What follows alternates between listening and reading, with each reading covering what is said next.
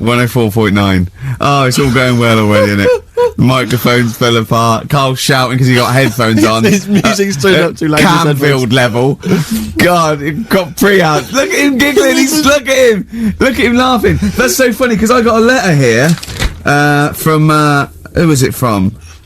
Mike Heel, who sent me a little picture of a little Japanese fella from a film who said looks like me, and he does a little bit. But he says, please can you make Carl laugh? I've never heard him utter as much as a snigger, and I'm worried he may have a genetic disorder.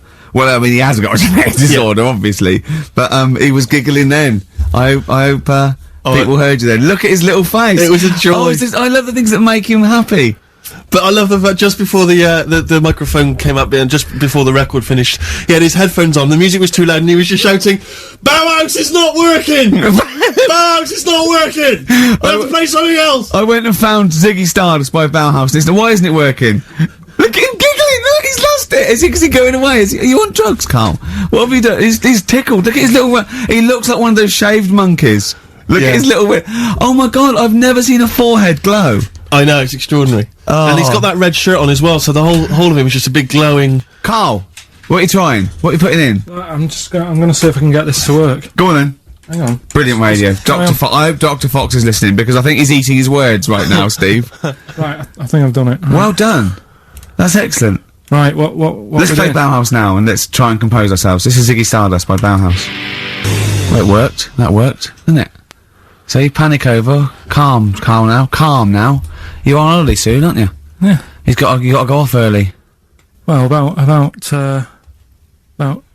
How many holidays have you had? Because I only ever have time off when I'm working, like doing another job, like, you know, filming or something. But you seem to have a lot of holidays, just like, and you were sick as well. You were just like, because you had wet trousers, which is a little bit. Do you not care about the job? I mean, I've got to ask because, you know what I mean, if I was in charge, I'd worry about your motivation or, because yesterday we were trying to work out what you enjoyed doing, and we got to, Manchester United and moaning. And that is the two we came up with. I don't know where you get the moaning thing You're from. always whinging. About what? Everything. When did I last have a moan? Just before we came on air. Right, and why was that? I don't know, I can't remember. Because we were in good mood. We were in a good mood, me and Rick. I'll tell you why. Go on. Because you brought a song in at 10 to 1. Yeah. With a load of effing and jeffing in it. Yeah. And saying, can you edit this? Yeah. Yeah. But that's your job. You could have brought it in yesterday. No, I couldn't. Why not? I hadn't thought of it. But why are you whinging? That's your job. And I didn't come in 10 minutes before. It was a good 20 minutes before. It just took you ages because you were whinging and moaning to even get started. I'm not being dragged into this. You are always... I'm on my holiday now. Well, not yet. No, you're not on yet. You're still working. Well, that's what's funny. This isn't even work, right? And yet it should be. Compared to what I do in the week, this is a doddle. Well, that's because you're not putting any effort in, clearly. Where are you going anyway? Where are you heading? Cornwall. Yeah? What's happening down there? Well, there's a monkey world. You're excited about that? We're going to go and see that. Probably go twice to that. Yeah. Whilst I'm down there. How long are you in for? The whole week? Yeah. Yeah. So, this is with your parents, isn't it? Yeah. Taking them out. Your father, what do you think your father will be up to? What's he going to be nicking on this holiday? Well, Tin. There's a lot of tin in Cornwall. Since they've shut the mines. He's just called Suzanne, said they've got there, said it's a nice little place. Mm-hmm. There'll be no towels when you get there. So what are you gonna do? What are you gonna do? Just gonna chill out and sort of like go to the pub and stuff? Yeah, like I say, I mean, all I've got planned is probably probably Tuesday and Thursday at Monkey World. What about Wednesday? What are you thinking of Wednesday? Just wandering around? Just sort of think about, you know...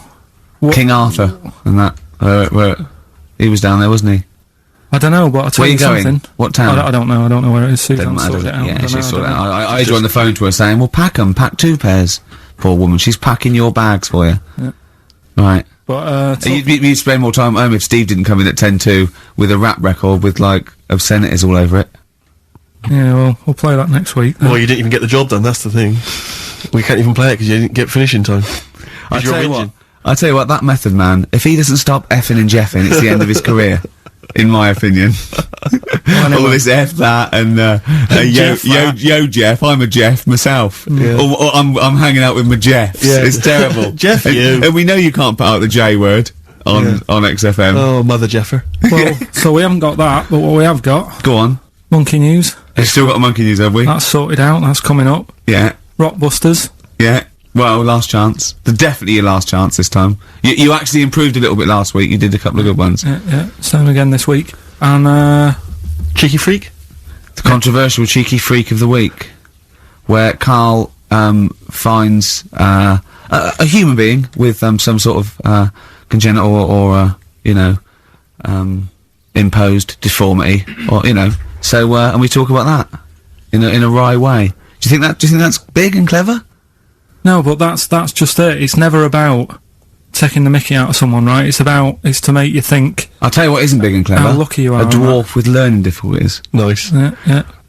Well, We'll explain it to you. That's the forthcoming single from British Sea Power. That's called Carrion. That's nice and retro. That's Yeah. like end of the 70s Bowie. That's That's great. On XFM 104.9. That's just some of the records. that we've played so far. Do you know what I mean? You've had The Darkness, you've had Bauhaus.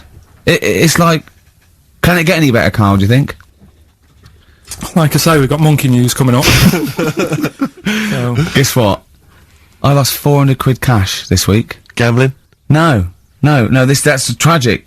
This is why it gutted me. It wasn't even on your gambling addiction. No, I had a photo shoot, I had a suit, right, and I'd claimed back some expenses, and I'd had it in my pocket, and then when I took the suit home, it must have fallen out in the street or the cab, and I remembered it, and I went every pocket twice, and it was just the fact, I don't think about, oh god, that's terrible, that's a terrible blow, I think, oh god, if I had it back now, it would be free money. Yeah. If I suddenly found it now, I'd have £400 that was just free money, and I had a little nap to get over it, and I was, And you were fine. I was okay.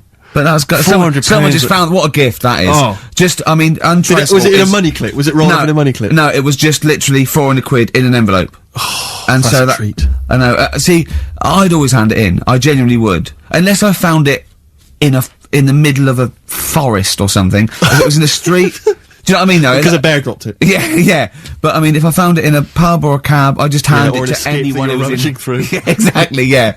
But I'd hand it in. Well, But there's no way. If they found it in the street, there's no way they could do it. It goes to the police station and it sits there for 6 months. But Yeah, exactly. Well, it's not, it's a waste of time, pocket it. But, because when I was younger, I remember being outside a post office once when I was about 10 or 12, and finding a purse, and thinking, oh, that's nice. And opening it up, and there was some money in there, and a pension book, and so it was obviously an old lady. I found an address, I sent it to her, and my mum said, you've been so good there, you'll probably get a little reward. She'll probably send you a little reward. Nothing! I got maybe a thank you note, but no cash, no moolah, nothing. Really? And I was livid, because I'd been told that I was going to get a reward. I thought I've been a good Samaritan, nothing. So, many moons later, when I was at university, I learnt from that, and this is the most bizarre thing. It this was like, explains a lot, doesn't it, Karl? this is like the Mary Celeste. I went to a cash point to I thought, I can't get my card in here. And I realised there was already somebody's card in the machine. They'd put the code in, but then they just disappeared. They'd been kidnapped or something. So it was just there, waiting, sitting. Said, what do you want to do? And it gave you a number of options. I thought, interesting. Steal or go to Yeah, heaven? yeah, exactly. He went, oh dear. Yeah.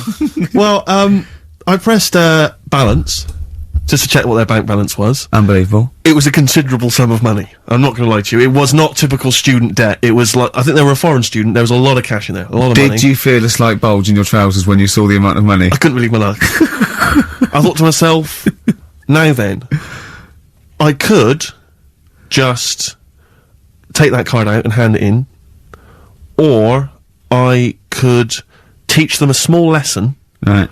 and maybe give myself a reward, because last time I did that, I didn't Yeah. get a reward. So if I give myself £30, then I'll take the card out. 30? Give myself 30. You didn't really? Well, I thought that's a good reward, and I went in, I handed the card in, I took that. Steve, and that's a little reward for me. And I'll tell you this, don't think it's evil, because I went in and I bought everyone a drink. Well, brilliant. Yeah, I didn't tell them I got the money free. Well done. Excellent. So probably gangsters are quite generous with the money they've stolen from other people. Yes, but someone's negligence, Rick, has lent. Well, the thing is this, right? Steve, I believe it, except that buying people a drink, Karl. What do you think? well, I kind of thought that when he said it, but then I thought, but they'll be buying him back. So he's still So in a way, he's still a winner. Yeah. Everyone's a winner. in that situation, including the student, because frankly, if there had been a less scrupulous person who found it, they'd have probably helped themselves to a considerable sum. I cannot believe he did that. There was thousands and thousands of pounds in there. What if it was, what if Beadle jumped out and slapped you with his little claw and said, we've been filming this, merchant? Well, so what? How old were you then? I don't know, 19, 20? Would you do it again, or was it just to get the world back for the old lady's purse? Possibly do it again, yeah.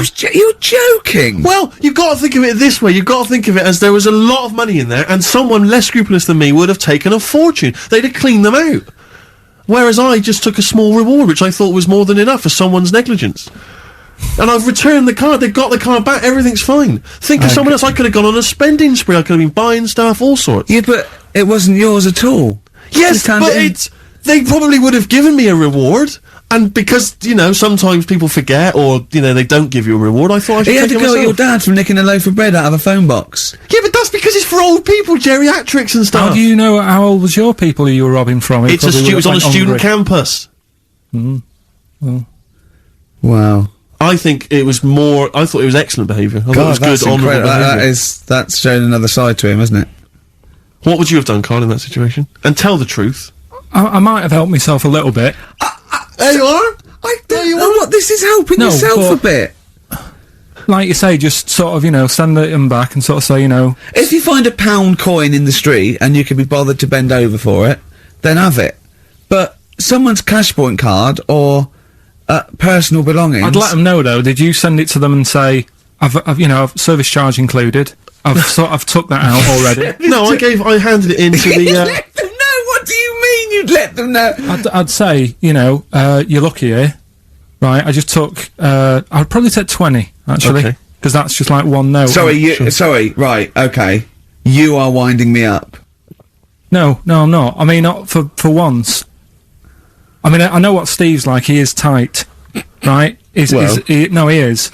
And you know that, don't you, Steve? Financially, you mean? Well, no, I mean, just the way you are. You're very sort of, you know, you're not wasteful with your money. I'm careful. No, I'm not wasteful. Absolutely right. No, but to the extreme. Not towards the extreme. Not towards the extreme. No. Look after the pennies. The pounds will take care of themselves. All right. Simple to remember. Good advice. Yeah, all right. But the thing is, right. I know that I take the mickey out of you for, like, you know, the way you look and stuff. Sure. Right? Well, I'm right back at you. But the thing is, you can't help that. Absolutely. But I'll tell you something that women don't like. Sure. And it's fellas who are tight with the money. Sure. I'm not frugal with money with ladies. I'm frugal with money with you. Well, I've got no reason to splash money out on you. I've never seen you splash money out. Well, you've never been out with me. Steve, have you ever splashed out on a lady? No, but I hope to one day. The right lady. Play a record. Blur. Out of Time on XFM 104.9. Ricky Gervais, Steve Merchant, Karl Pilkington. Talking of money, Steve. Look at this, right? It's in the paper. A wife has had her beauty insured for £100,000 in case she grows ugly and her husband walks out. Nicole Jones, 26, of Chipping Sodbury, Gloucestershire, says £200 a year, pays £200 a year for a policy. She arranged it as a present for her husband Richard. Her beauty will be judged by a panel of builders. So, have they been selected beforehand, do you think? Do the insurance company know who they are? I assume they're complete strangers. So suppose, like, in 30 years' time, he looks at her and goes, oh, you've lost your looks. She goes, well, have I? Yeah. He goes, well, yeah. Well, have I? Calling the panel. Some bills coming in. Yeah. Alright, get him out for that. Well, never mind that. It's yeah, she's lost it. Right, 100 grand. Well, 100 grand coming your way. They stand on some scaffolding. Yeah. She walks by. Yeah. And if they will whistle. That is amazing. Do you think they give her a quote first? Yeah, what if they say, actually, love, you've got nothing to lose. You're not oil painting anyway. Yeah. We can't come round and judge your beauty for at least 2 weeks. I mean, that is just open to abuse, isn't it? £100,000. Because I remember, in Japan, they're mad on golf, right? And if you get a hole in one, you buy everyone, you throw a party. And it was costing them, like, thousands and thousands of pounds. So they were insuring themselves against getting a hole in one, and so miraculously, everyone was going, I got a hole in one. Did he? Yep. Yeah. Paying out I mean, they could be in that together, couldn't they? They're not. I'm sure they're not. They're probably more honest than you two that would take 20 quid out of a cash point. But, you know... No, 30. 30. Yeah, 30. I like the wording, though. A wife. Yeah, a wife. The word wife. The word wife. I don't know why I just find it's just an odd word. This is my wife. Hello, the wife. Yeah, the wife. My wife. It just seems a word that you have to say if you're 60. You can go, I know. Have you met the wife? And even then, ironically, unless you don't know exactly, are you married? Yeah, my wife is from, you know what I mean? That makes sense, but it's the wife. People go, better get back, I'm meeting the wife for dinner. Exactly. But especially when you know them. I remember bumping into friends of mine somewhere at a party, a couple that I knew, and I'd known both of them before they got married.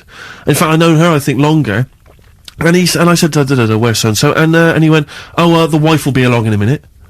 And it's just this notion that, use her name. I know she is. I know her name. I used to call her by that. Why? It's like someone going, you know I'm married. You know I'm married. It's like showing in the eyes of God, we are wed. Exactly. Yes, that makes me more of an adult than you. It's the ownership. Yeah, it's like going, you know I'm a real man. I've got a wife, and here she is. She's my wife. I find there's the words that I find hard to say.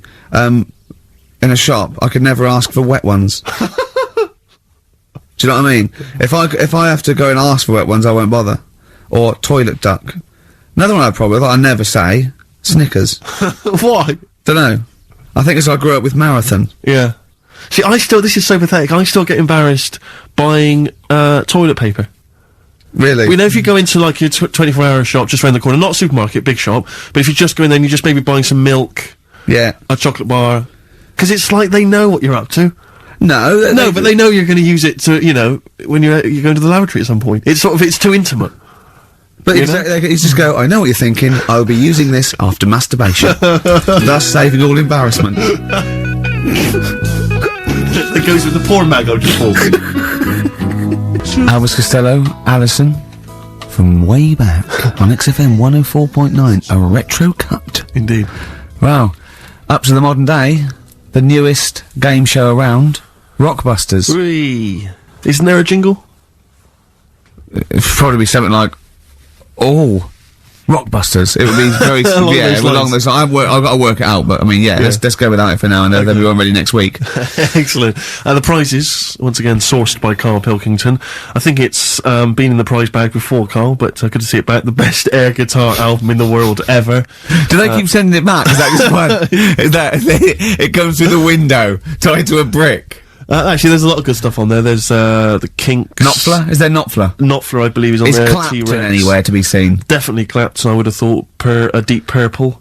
We got Quo, Skinnerd, Mac, Snake is there, Straits, excellent, and, there's all sorts on there, obviously. Yeah. This is always an odd choice, but fair enough. This is the, current album by the Yardbirds, their first studio album in 35 years. So, the new music station XFM giving away that. Excellent. I suppose it's new music in some ways. A Smash Hits compilation. We got stuff on there. It's Aha, it's Curiosity Killed the Cat, it's all the old favourites. Plus 2 DVDs. Columbo. What Columbo? It's got a couple of classic Columbo episodes there. Suitable for framing. One of the best, TV programmes of all time. Why do I get... You can always tell immediately who the villains are. Suitable for framing. I'm assuming that's some kind of art dealer. Yeah. Maybe an artist. Candidate for crime. Presumably some kind of, presidential or political candidate. That'd be good, I'm sure. Columbo. I mean... Stab Woman. That was my favourite episode. Stab Lady Wife. I mean, to be fair, I'm not sure why... Who would buy a Columbo DVD? Like, you can't find it on TV. It's on now. It's on now. I guarantee, because someone could maybe email in, is there an episode of Columbo on now anywhere that got cable or digital? I think it will be. Almost certainly. But it is great. And the other DVD here is Cruise of the Gods, which was the one-off TV kind of comedy film that was on at Christmas, featuring Rob Brydon and Steve Coogan. It's good. Williams. So, there's a few gifts there, not bad at all. Right, now we get to the real deal. Okay, this is what everyone tunes in for. This is Monkey News, I think, not the music. Go on. Well, there we go then. Yeah. 3 cryptic clues and that, and just work it out. Cryptic, but easy as that. Email in. It's email in. Right. Well, what's the email address? ricky.gervais@xfm.co.uk. Well, don't say that I know it or care. I think, So the first one, he's got American coins all down his spine. Right? He's got American coins all down his spine. What band's that? What artist is it? Email in. What does it begin with? What? N. I know it, I've got it already. Right. That's rubbish, too easy. Yeah, Right, go on second next. one. Jeremy Beadle has got arthritis. Right, Jeremy Beadle has got arthritis. Yeah. That's the second clue. The initials there, SLF. Right, SLF. Jeremy Beadle's got a little bit of arthritis. And the third one, Foxy, Shipman, and a country western singer on a merry-go-round. SD, right? So Foxy, Shipman, and some country western singer having a go on a merry-go-round. The initial SD, right? So email in, ricky.gervais. I'm intrigued with that one. I'm genuinely intrigued with that one. I like the fact there's this certain whiff of controversy about it, because Shipman is mentioned. I know, yeah. Oh, A little bit edgy, that. So that's the three. He's from your neck of the woods, isn't he, as well, Shipman? Yeah. Yeah. I think my mum's mum used to use him. Okay, let's play a record. Well, you want to play a record or play some adverts? Do you fancy some ads? Oh, I'd rather adverts, Well, yeah. I've got some for you. Placebo, this picture on XFM 104.9. Steve, Yes. I think Carl's going to put most people to shame. We were talking about generosity earlier. 'Cause Carl is a nice, generous bloke when it really comes to it. He's paying for Father's Day. He's paying for the cottage that he's going away with his dad. Are you really, Carl? Yeah. Right. Well, there's no way of us proving if that's true or not. Well, what do you mean? Well, you could be lying. But why would I do that? Well, because you want to show off. I didn't do it on air, you mentioned it. I don't want people to know how generous I am.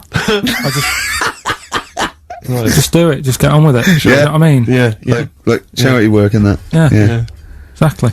But I'd have thought that you wouldn't have fallen for Father's Day. I'd have thought you'd have known that it was like... Well, we don't, I mean, to be honest, there's a bit of a coincidence, because I paid for it anyway, and it's happened to fall on Father's Day. But Right? don't And my buy a dad's card. not normally that bothered. Don't fall for it. I mean, obviously that and Mother's Day and a plethora of other things were, literally invented by card companies to make more money. I know. Yeah. That's, I mean, my dad always says don't get him a card or anything.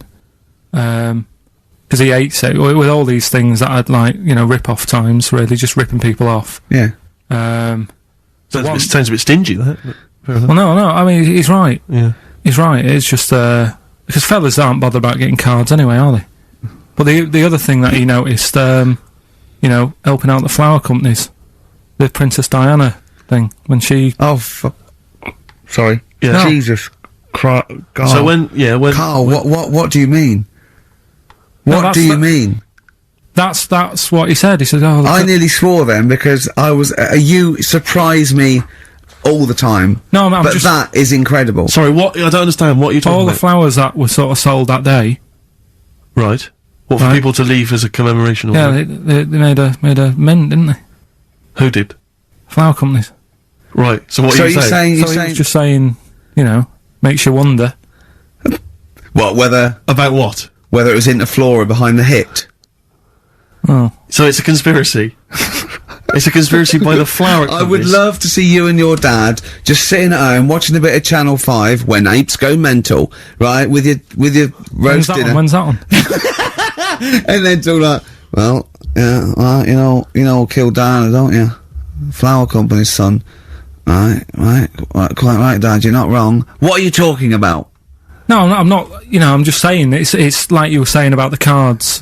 On Father's Day and Convenient, that. is what It's you're just a saying. bit Too much of a weird. coincidence. Too much of a coincidence. I'd be interested to see sort of like the business graph Sure. on how the companies were doing. Then suddenly, Yeah. you know what I mean? Yeah. But then by the same token, Elton John, he had the biggest selling hit record, didn't he, off the back of that? I mean, so is he incriminated as well? If you want, I mean, It's a conspiracy theory you've not kind of analysed terribly closely. You've put it out there, and if people maybe who are investigating want to kind of add that into their inquiries, then they can. yeah. Sure. But no, that's all I'm saying. I'm just because it's always the same thing, isn't it? Like I was out shopping the other day, treating Suzanne like I do. Yeah, I like spending money in that. Yeah. I was in WH Smith's. Yeah. Classy. What was it? Was it a big birthday? Was it? Was it a 30th? No, I was getting a. Was it 2 biros for the price of one? I was getting a card for my dad for Father's Day anyway, because I'm seeing him. Yeah. Big Toblerone. Yeah. There was a Who is it who said Father's Day? They love a Toblerone. I've never understood Toblerone because the only time I see Toblerone is in airports, right, and minibars. That is what the small Toblerone is for the minibar in a hotel, 3-star upwards. And the big Toblerone. Well, the big Toblerone is a gift, isn't it? It can only be a gift. You wouldn't buy a big Toblerone for yourself. Yeah, duty-free gift. The Toblerone. It's next to, Chanel No. 5. Toblerone and a bear. But who specifically would you be buying that Toblerone for? I don't know. Someone who's clearly never had it before and would think it was interesting novelty. Yeah. Well, this gift's interesting. I'll tell you what, though. Toblerone is brilliant. I mean, if whoever makes that, if they want to send sort of, some Toblerones, I will eat Toblerone. Well, yeah. I think very much the same about, I think very much the same about fags. And of course, just cigarettes. If you've got any boxes of cigarettes and, that you don't want, duty free or whatever, send them. I'd just like to say that, in no way do I endorse Carl's dad's theory that flower companies were behind the death of Diana. No. Maybe I could say that on air as well, just to save any complaints. I'll tell you what though, talking about fag packets and that, do you know, like now, they've got, if you have these, they'll do you in, sort of thing, on the front now. They've got these special stickers on them. Yeah. I saw a thing in a magazine the other day. In Brazil, it's got, like, pictures of ill people on them. Blimey. That is It's gone really, hardcore over there. That's good, isn't it? But, I mean, to be fair, what more can they do? I mean, there are fag packets now that say these will kill you, and people are still smoking them. I mean, I don't know what they. I don't think the message is getting through. You could ban them altogether, I suppose. If they, it seems weird to sort of like, you might as well sell guns and go, careful, you can kill people with these. Well, ban them then. Wow, just be careful. Let's shoot have your eye out with that. This is poison. These are really, really mental poison drugs. You know those people with you ever see them in the street? They're selling fags duty free. Obviously, they're just selling them on the street. Have you ever seen these guys? I walk up and down Finchley Road lot because I'm just near my place, and all these people they're sort of looking a bit shifty, and then they think that you're maybe a smoker. They just fags, and they'll open their jacket, and it literally will be like something from the 1940s. They won't go to you though, do they? No, smoking stunts your growth. They know you must have never had a fag in your life. But I might be buying them as a gift or something because I'm quite a generous guy. But it struck me, I was chatting with my friend about, there are certain people who are very, maybe they have trouble getting work, or maybe they, they're immigrants who've not landed on their feet and they've had trouble, and so there's a couple of jobs they can do. It seems there's the fag selling, there's those people I notice on Oxford Street who bend a piece of wire into the shape of your name. I mean, what kind of a gift is that, really? You know what I mean? I know. It's like they're literally giving them out. Or you can have the bending the name. You can be selling those things that you throw at the wall and they sliver down. At Dover? Yeah. What are you doing? I'm a trained carpenter. Right. Can you write really small on a piece of rice? I could try. Could you write those names on a piece of rice? I could try. It's quite tricky, but do you think you could do it? What about the rest of your family? Well, that one's only 2, but he could be trained. He's got smaller fingers. Okay. Do you want to sell some knocked-off perfume? How about that? Again, we'd like to apologise for any inadvertent racism, suggestion that Lady Diana was killed by flower companies, or that Steve makes a habit of stealing from cash points. What about XFM 104.9? a picture of Rick Waller on the front of the bargain bucket?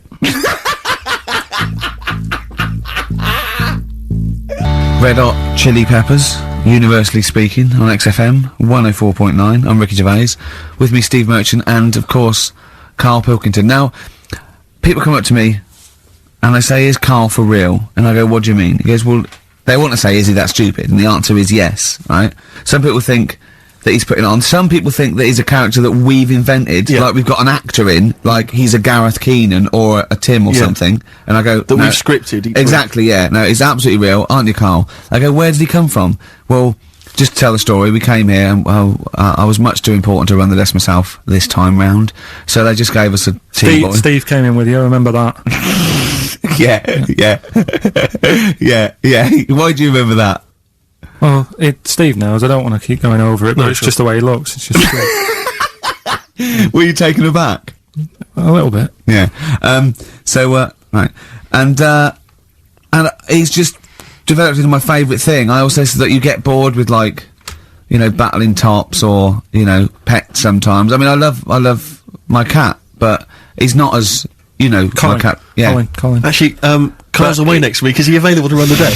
No, well, he's actually not as intelligent as Karl, and that's the truth. He's not, you know. Well, he's marginally. Yeah, but and then in the week, he's like one of those little Tamagotchi toys, Karl, because I have to phone him every day and keep his interest up. Yeah. Like I'd give him an interesting fact. And, I got a book out and I found out I'd call Karl like that. And I thought this was a great fact, right? A 2-day-old gazelle can run faster than a racehorse.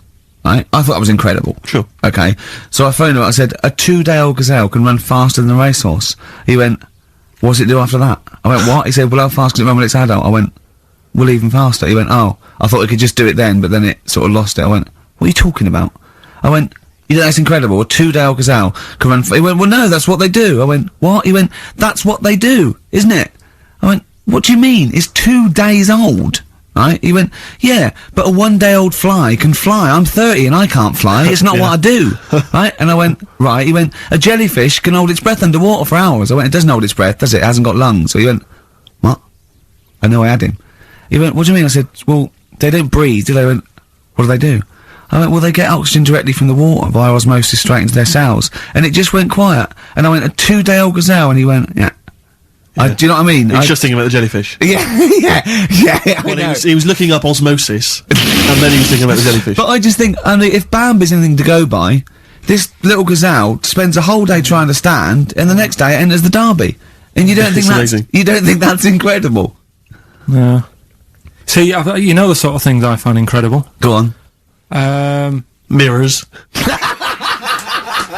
Shiny objects. Kettles. Yeah. Oh, God. Well, listen, remember the time when I told you about the baby that had a baby? The baby that had a baby. The baby that had a baby? Yeah. It's happened again.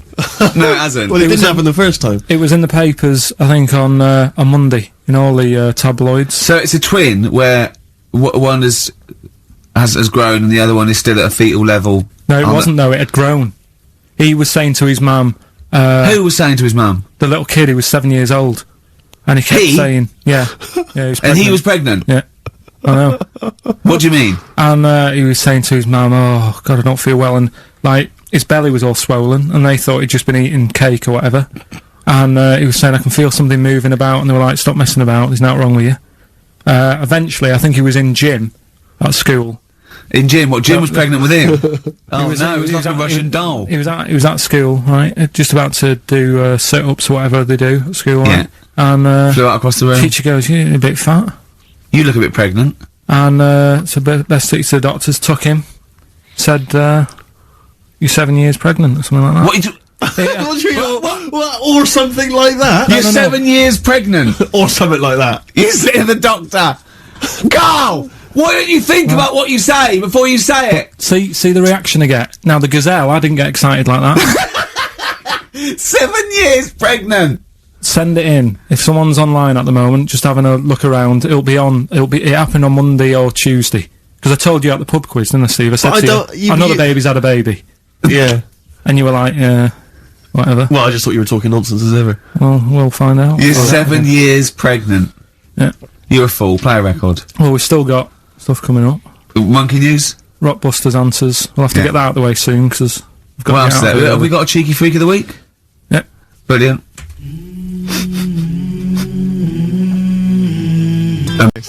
Growing on me on XFM 104.9. Oh, it's all going well already, isn't it? The microphones fell apart. Carl's shouting because he got headphones on. His music's turned up too loud. Canfield level.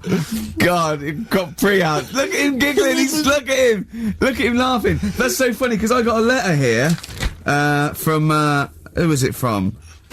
Mike Heel, who sent me a little picture of a little Japanese fella from a film who said looks like me, and he does a little bit. But he says, please can you make Carl laugh? I've never heard him utter as much as a snigger, and I'm worried he may have a genetic disorder.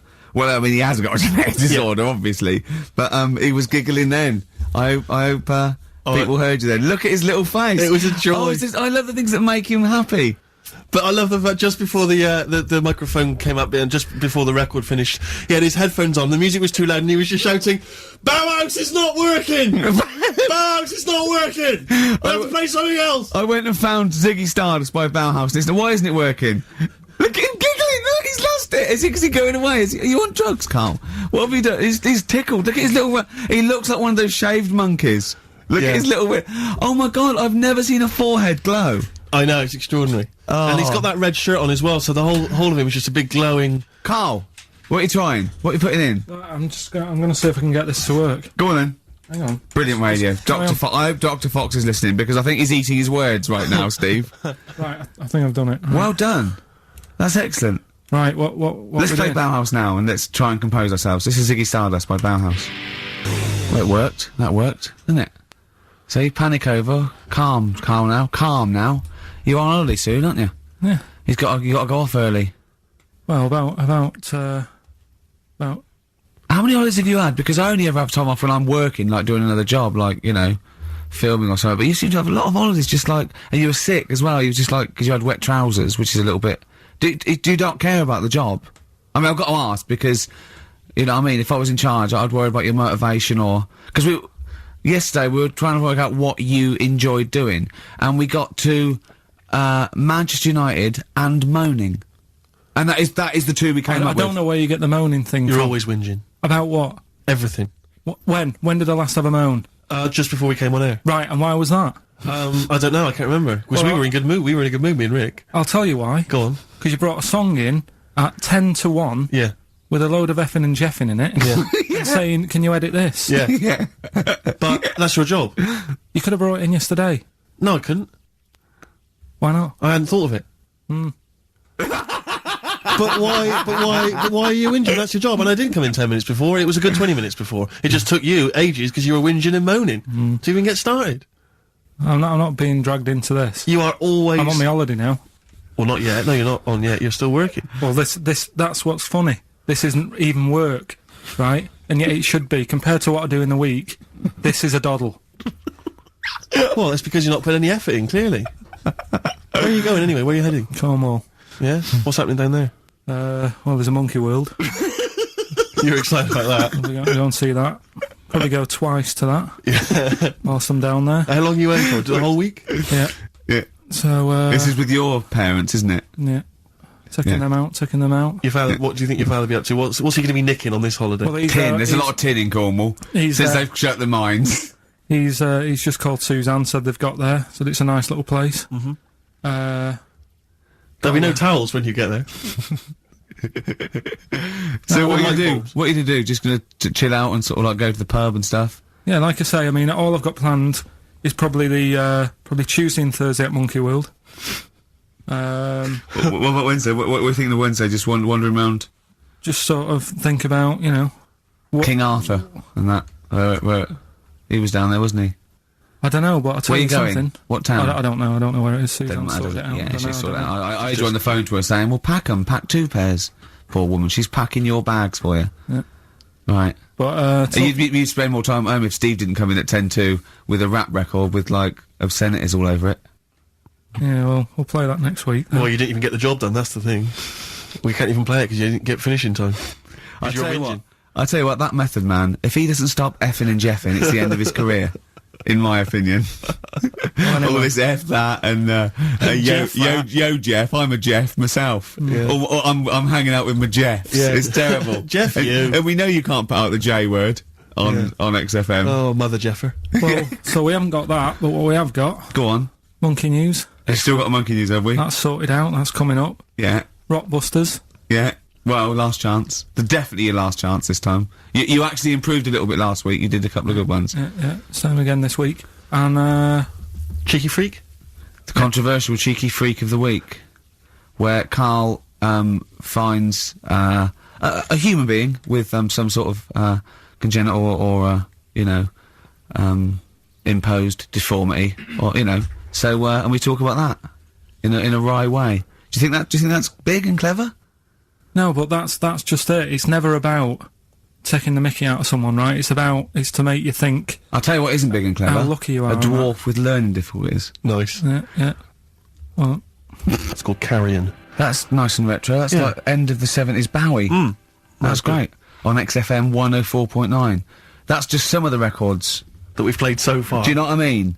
You've had The Darkness, you've had Bauhaus. It's like, can it get any better, Carl, do you think? Like I say, we've got Monkey News coming up. So. Guess what? I lost 400 quid cash this week. Gambling? No, that's tragic. This is why it gutted me. It wasn't even on your gambling addiction. No, I had a photo shoot, I had a suit, right, and I'd claimed back some expenses, and I'd had it in my pocket, and then when I took the suit home, it must have fallen out in the street or the cab, and I remembered it, and I went every pocket twice, and it was just the fact, I don't think about, oh god, that's terrible, that's a terrible blow, I think, oh god, if I had it back now, it would be free money. Yeah. If I suddenly found it now, I'd have £400 that was just free money, and I had a little nap to get over it, and I was... and you were fine. I was okay. But that's got someone just found what a gift that is. Oh. Just, I mean, was it in a money clip? Was it rolled up in a money clip? No, it was just literally 400 quid in an envelope. Oh, and that's so a treat. I know. See, I'd always hand it in. I genuinely would, unless I found it in the middle of a forest or something. If it was in the street. Do you know what I mean? No, because a bear dropped it. Yeah. But I mean, if I found it in a pub or a cab, I just hand it to anyone who was rummaging through. Yeah, exactly. Yeah. But I'd hand it in. Well, but there's no way. If they found it in the street, there's no way they could do it. You know, it goes to the police station and it sits there for 6 months. But yeah, exactly. Well, it's a waste of time. Pocket it. But because when I was younger, I remember being outside a post office once when I was about 10 or 12 and finding a purse. And thinking, oh, that's nice. And opening it up, there was some money in there, and a pension book, and so it was obviously an old lady. I found an address, I sent it to her, and my mum said, you know, you've been so good there, you'll probably get a little reward. She'll probably send you a little reward. Nothing! I got maybe a thank you note, but no cash, no moolah, nothing. Really? And I was livid, because I'd been told that I was going to get a reward. I thought I've been a good Samaritan, nothing. So, many moons later, when I was at university, I learnt from that, and this is the most bizarre thing. This explains a lot, doesn't it, Carl? This is like the Mary Celeste. I went to a cash point to I thought, I can't get my card in here. And I realised there was already somebody's card in the machine. They'd put the code in, but then they just disappeared. They'd been kidnapped or something. So it was just there, waiting, sitting. It said, what do you want to do? And it gave you a number of options. I thought, interesting. Steal or go to heaven? Yeah, exactly. He went, oh dear. Yeah. Well, I pressed balance just to check what their bank balance was. Unbelievable. It was a considerable sum of money. I'm not going to lie to you. It was not typical student debt. It was like, I think they were a foreign student. There was a lot of cash in there. A lot of money. Did you feel a slight bulge in your trousers when you saw the amount of money? I couldn't believe my luck. I thought to myself, now then, I could just take that card out and hand it in, or I could teach them a small lesson. Right. And maybe give myself a reward, because last time I did that, I didn't get a reward. So if I give myself £30, then I'll take the card out. 30? Give myself 30. You didn't really? Well, I thought that's a good reward, and I went in, I handed the card in, I took that. Steve, and that's a little reward for me. And I'll tell you this, don't think it's evil, because I went in and I bought everyone a drink. Well, brilliant. Yeah, I didn't tell them I got the money free. Well done. Excellent. So probably gangsters are quite generous with the money they've stolen from other people. Yes, but someone's negligence, Rick, has lent... the thing is this, Steve, right? I believe it, except that buying people a drink, Carl. What do you think? Well, I kind of thought that when he said it, but then I thought, but they'll be buying him back. So he's still that, so in a way, he's still a winner. Yeah. Everyone's a winner in that situation, including the student, because frankly, if there had been a less scrupulous person who found it, they'd have probably helped themselves to a considerable sum. I cannot believe he did that. There was thousands and thousands of pounds in there. What if it was, what if Beadle had jumped out and slapped you with his little claw and said, we've been filming this merchant? Well, so what? How old were you then? I don't know, 19, 20? Would you do it again, or was it just to get the world back for the old lady's purse? Possibly do it again, yeah. You're joking! Well, you've got to think of it this way. You've got to think of it as there was a lot of money in there, and someone less scrupulous than me would have taken a fortune. They'd have cleaned them out. Whereas I just took a small reward, which I thought was more than enough for someone's negligence. And I've returned the card. They've got the card back. Everything's fine. Think of someone else. I could have gone on a spending spree. I could have been buying stuff, all sorts. Yeah, but it wasn't yours at all. Yes, but they probably would have given me a reward. And because, you know, sometimes people forget or, you know, they don't give you a reward, I thought I should He had take to it go at myself. your dad for nicking a loaf of bread out of a phone box. Yeah, but that's because it's for old people, geriatrics and stuff. How do you know how old was your people who you were robbing from? It was on a student campus. Wow. I think it was I thought it was excellent behaviour. I thought it was that's good, honourable incredible. behaviour. That's shown another side to him, isn't it? What would you have done, Carl, in that situation? And tell the truth. I might have helped myself a little bit. There you are. I don't know what this is helping No, yourself a but- bit. Like you say, just sort of, you know, send them back and sort of say, you know, If you find a £1 coin in the street and you can be bothered to bend over for it, then have it. But someone's cash point card or personal belongings. I'd let them know though. Did you send it to them and say, I've you know, service charge included. I've took that out already. No, I handed it in to You'd the, let them know. What do you mean? You'd let them know?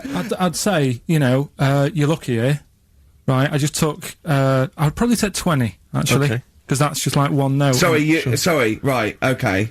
You are winding me up. No, I'm not. I mean, not for once. I mean, I know what Steve's like. He is tight, right? He is, and you know that, don't you, Steve? Financially, I'm not, you mean? Well, no, I mean just the way you are. You're very Sure. sort of, you know, you're not wasteful with your money. I'm careful. No, I'm not wasteful. Absolutely right. No, but to the extreme. Not towards the extreme. Not towards the extreme. No. Look Come after on, the come on pennies, now. the pounds will take care of themselves. Alright? Simple to remember, good advice. Yeah, All right. But the thing is, right, I know that I take the mickey out of you for, like, you know, the way you look and stuff. Sure. Right. Well, I'm right back at you. But the thing is, you can't help that.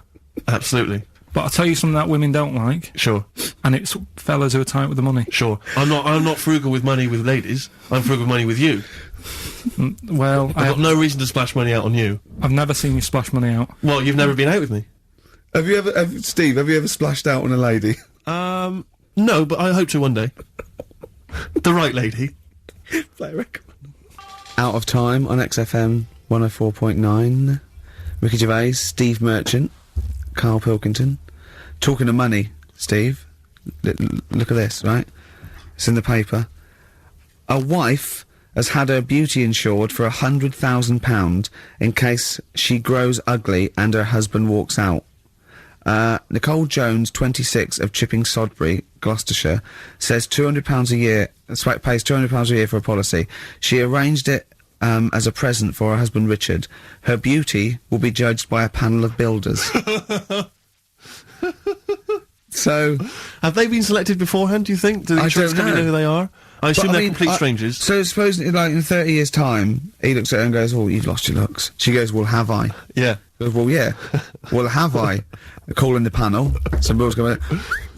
Yeah. All right, get him out for that. Well, never mind that. It's yeah, she's lost it. Right, Well- 100 grand. well, they- 100 grand coming your way. They stand on some scaffolding. Yeah. She walks by, Yeah, and if they will whistle, that is amazing. do you think they give her a quote first? Yeah, what if they say, "Actually, love, you've got nothing to lose. You're not oil painting anyway." Yeah. We can't come round and judge your beauty for at least 2 I mean, weeks. that is just open to abuse, isn't Yeah. it? £100,000. Because I remember in Japan, they're mad on golf, right? And if you get a hole in one, you buy everyone. You throw a party, and it was costing them like thousands and thousands of pounds. So they were insuring themselves against getting a hole in one, and so miraculously, everyone was going, "I got a hole in one." Did he? Yep. Yeah, yeah. Paying out insurance. I mean, that they could be in that together, couldn't they? They're bizarre. not. I'm sure they're not. Well, They're probably more honest than you two that would take 20 quid out of a cash point. But, you know. No, 30. 30. Yeah, 30. I like the wording, though. A wife. Yeah, a wife. The word wife. The word wife. It's I don't know why I just find it's just an odd word. This is my wife. Hello, the wife. Yeah, the wife. My wife. It just seems a word that you have to say if you're 60. You Yeah, go, I know. Have you met the wife? And even then, ironically, unless someone, you don't know exactly, are you married? Yeah, my wife is from, you know what I yeah, mean? that makes sense, but it's the People wife. People go, "Oh, better get back, I'm meeting the wife for dinner." But especially when you know them. I remember bumping into friends of mine somewhere at a party, a couple that I knew, and I'd known both of them before they got married. In fact, I'd known her, I think, longer. And I said, where's so-and-so? And he went, "Oh, the wife will be along in a minute." And it's just this notion that, use her name. I know, she is. I know her name. I used to call her by that. Why? It's like someone going, I'm married. You know I'm married. It's like showing in the off. eyes of God, we are wed. Exactly. Yes, that makes me more just that of kind an adult It's than you. the ownership. Yeah, it's like going, I'm a real man. I've got a wife, and here she is. She's my wife. I find it, there's the words that I find hard to say. In a shop, I could never ask for wet ones. Do you know what I mean? If I have to go and ask for wet ones, I won't bother. Or toilet duck. Another one I have a problem with, I never say, Snickers. Why? Dunno. I think it's I grew up with Marathon. Yeah. See, this is so pathetic, I still get embarrassed buying, toilet paper. Really? You know, if you go into, like, your 24-hour shop just round the corner, not a supermarket, big shop, but if you just go in there and you're just maybe buying some milk, Yeah. a chocolate bar, because it's like they know what you're up to. No, But they know you're going to use it to, when you're going to the lavatory at some point. It's too intimate. But You know? exactly, you just go, I know what you're thinking, I'll be using this after masturbation. Thus saving all embarrassment. Back on XFM 104.9, a retro cut. Indeed. Wow. Up to the modern day, the newest game show around, Rockbusters. Whee. Isn't there a jingle? It'd probably be something like, Rockbusters. It would be very, along those lines. I've got to work it out, but I mean, let's go without it for now, and there'll be one ready next week. Excellent. The prizes, once again, sourced by Karl Pilkington. I think it's been in the prize bag before, Karl, but good to see it back. The best air guitar album in the world ever. Do they keep sending it back? Is that just one? Is that it comes through the window, tied to a brick? Actually, there's a lot of good stuff on there. There's the Kinks. Knopfler? Is there Knopfler? Knopfler, I believe, is on Is there. Clapton T-Rex. anywhere to be seen? Definitely Clapton, I would have thought. A Deep Purple. We got Quo, Skinnerd, Mac, Snake is there, Straits, excellent, and there's all sorts on there, obviously. Yeah. This is always an odd choice, but fair enough. This is the current album by the Yardbirds, their first studio album in 35 years. So, the new music station XFM giving away that. Excellent. I suppose it's new music in some ways. A Smash Hits compilation. We got stuff on there. It's Aha, it's Curiosity Killed the Cat, it's all the old favourites. Plus 2 DVDs. Columbo. What Columbo? It's got a couple of classic Columbo episodes there. Suitable for framing. One of the best, TV programmes of all time. Why do I get... You can always tell immediately who the villains are. Suitable for framing. I'm assuming that's some kind of art dealer. Yeah. Maybe an artist. Candidate for crime. Presumably some kind of, presidential political candidate. That'd be good, I'm sure. Columbo. I mean... Stab Woman. That was my favourite episode. Stab Lady Wife. I mean, to be fair, I'm not sure why... Who would buy a Columbo DVD? Like, you can't find it on TV. It's on now. It's on now. I guarantee, because someone could maybe email in, is there an episode of Columbo on now anywhere that got cable or digital? I think it will be. Almost certainly. But it is great. And the other DVD here is Cruise of the Gods, which was the one-off TV kind of comedy film that was on at Christmas, featuring Rob Brydon and Steve Coogan. It's good. Williams. So, there's a few gifts there, not bad, not bad. Right. On a Saturday, just gone 1 o'clock, Steve, if I'm very much mistaken, but we're not here, as such, we're away again, gallivanting around, we've got to do the special sort of best of again. Okay. Which we did a few weeks ago, so this is the best of the last 3 weeks. Which I think is, I think it's the best 3 weeks we've ever had. But I'd like it condensed into 2 hours. Yeah. Yeah, some great music as well in there. Yeah, there'll be some great music, interspersed with fine chat that you've already heard. Yeah. Well, except this bit's new. We've actually, out of the kindness of our heart, we've come in last week. Yeah, yeah. And we've done a few clips, just because we felt a bit guilty about shooting off. Yeah, and I mean, even now, having heard this link, I'm beginning to wonder if it was worth our time. Oh, dear. You know, I've said in the past to you, Rick, that my grandparents, so I love them dearly, but it's like, for the last 30 years, they've been waiting to die. I know, It's yeah. like they just sort of, it's like, the novelty wore off of life. Life in the 50s. They got kind of bored of it. Life, in the 40s, it was brilliant. All sat around the old Joannas, the bombs fell, singing, they loved that. The 50s, that was great as well, because that was the post-war years. It was, it was a bit tight in the pocket, but it was alright, everyone pulled together. And then the 60s came along, all the crazy music, the funny hair. Let's stay in bed. Exactly, and they basically stayed in bed. And it was one Christmas when my grandmother said to my dad, what do you like for Christmas? What do you fancy for Christmas? And this must have been, I don't know, 20 years ago. she said, what do you fancy for Christmas, Ron? And he went, well, you know, I could do with a nice big kind of warm winter overcoat. She said, don't worry about that. He said, don't worry about that, because your father will be dead soon. It's right, you can have his. Meaning my granddad. Well, to be honest with you, my father's still waiting. Which is good news. Good news for my grandfather. Less good news for my dad. He's freezing. He's freezing. He finds out, how is he today? He's fine. Oh, okay. Oh, I'm freezing. It is such a weird mindset, that. I think that, to me, is what sums up people from that older generation, the 40s and 50s. And it seems to me that you've got that kind of mindset. It's like you were born in the 30s. And whenever you talk of your childhood, it's like you had, like, a baked potato to take to school. And a hoop and a stick as a Christmas gift. The other thing is, I think that that sort of generation, it seems that the man is dependent on the woman. There's a total dependence. Oh, absolutely, If she dies, he's done. Yes. He's done for. He'd just pine away. If he dies, she's got 30 years of pottering. Absolutely, yeah. Do you know what I mean? And going to, like, you know, the youth club and the church. I know what you mean, yeah. It's sort of like that. It's sad. Of course, it's sad for them, but it's not the end of their life. No, sure. And it sort of is the other way around. I don't know why that is. Yeah. It's terrible. That's a little melancholy thought for. I know. Christmas I've really time. you brought it down. You've brought it down. I've brought it. This isn't a nice show at all. This is terrible. Well, we're gonna have people just killing themselves. What? Well, I didn't really want to make it a Christmassy type show because I don't really like it. Oh, he's done it again. Well, he did Christmas once, didn't like it. No, my dad always said... All right, steady on. Dad said Christmas morning was for, like, you know, for me. So he used to stay in bed. So he never... That's brilliant. That's a great thing to say, isn't it? Yeah. Christmas morning's for you. Run wild. Do what you want. Just don't bother me. I'm going to Honolulu for 2 weeks. That's great. Dad, it's Christmas. Do I have to do anything? No. So my mum used to get up because she used to like to see my face light up, you know, when I open my presents. And then, fireworks. And then I'd have to go to my bedroom from about 6 o'clock onwards, because, like, my mum and dad were into having big Christmas parties, and I wasn't, like, old enough to go. Right. So they'd say, right, you know, you've had your fun there, you go up to your bedroom, stay in there. Really? Yeah, I remember one year, right, I got a train set, that's what I wanted. Yeah. Right? It's brilliant. Playing with it all day. I thought, I don't mind about the party, I'm happy staying up here playing with this. Brother comes in, he's had a few, right? He's going, yeah, give us a go on your train. How old is he? He's a bit older than me, so he might have been like, let's see. Well, let him be 18. Yeah, probably about 18, 19, and how old something were like that.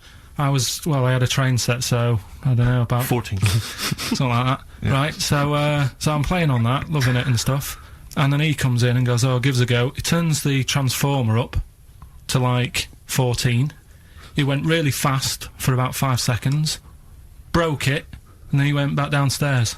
Wow. So Christmas, I hadn't even got to Sounds Christmas like Day. the Conservative government with British Rail. Satire, that is. Rick, I just thought that there's satire. If there's any satirical shows listening or magazines... It doesn't work in any way, because there's the analogy falls down, apart from there being a train. Think it through, though. British Rail was trains. Yeah. And the government broke the trains in many... Well, they didn't break them, like, not officially breaking them, but they kind of... Yeah, it does work. It's perfect.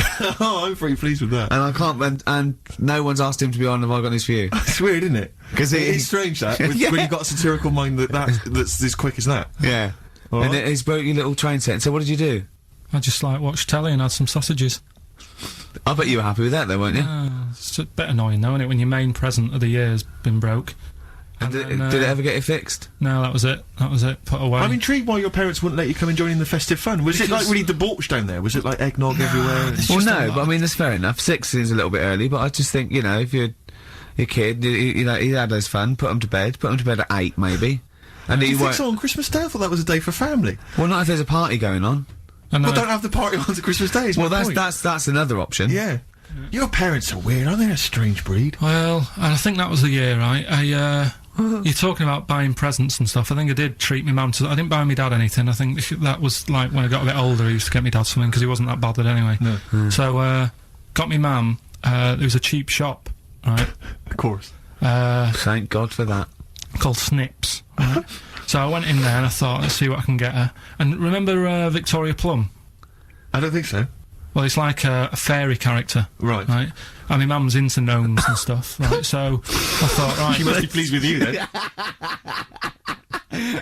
Victoria Plum. I was thinking, is that one of the neighbours?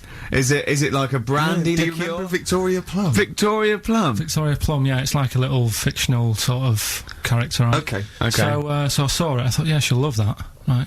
So I did my paper round, saved up for 2 weeks, right? Aw. Got that sorted, went to Snips, bought the Victoria Plum. Next day, I'm in town with her, right? So I think, I know what I'll do. I said, come in here a minute, right? So we go in, and we're looking around, and I tested her, right? I went, look at that there, that's alright, innit? And she goes, oh, it's bloody awful. Oh, Carl. Oh, Carl. Oh, God. So then, Christmas Day comes, I said, don't bother opening it. She said, no, why? I said, Oh, "Don't bother." no! Why did you still give it to her? So, well, it's too late, I'd already bought it. Oh, Carl. So she opened it, and I was like, and she said, oh, that's nice. I said, why are you saying that? I said, the other day, you said it's bloody awful. She said, oh, no, I thought you were pointing at something else. Oh, no. So that's why I don't get anyone anything anymore.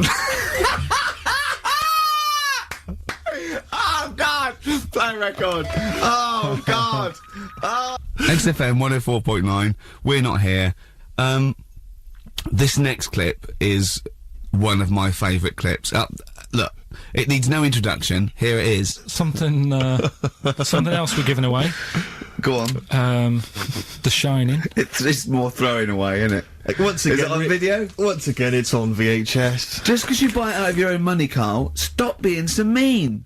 And I want to watch it tonight, because it's one of those films that, So you're going to watch this video, and then you're going to send it to someone as a prize. yeah, it's one of them thick films that... Oh, sorry, you just said yes to that without blinking. Oh, yeah.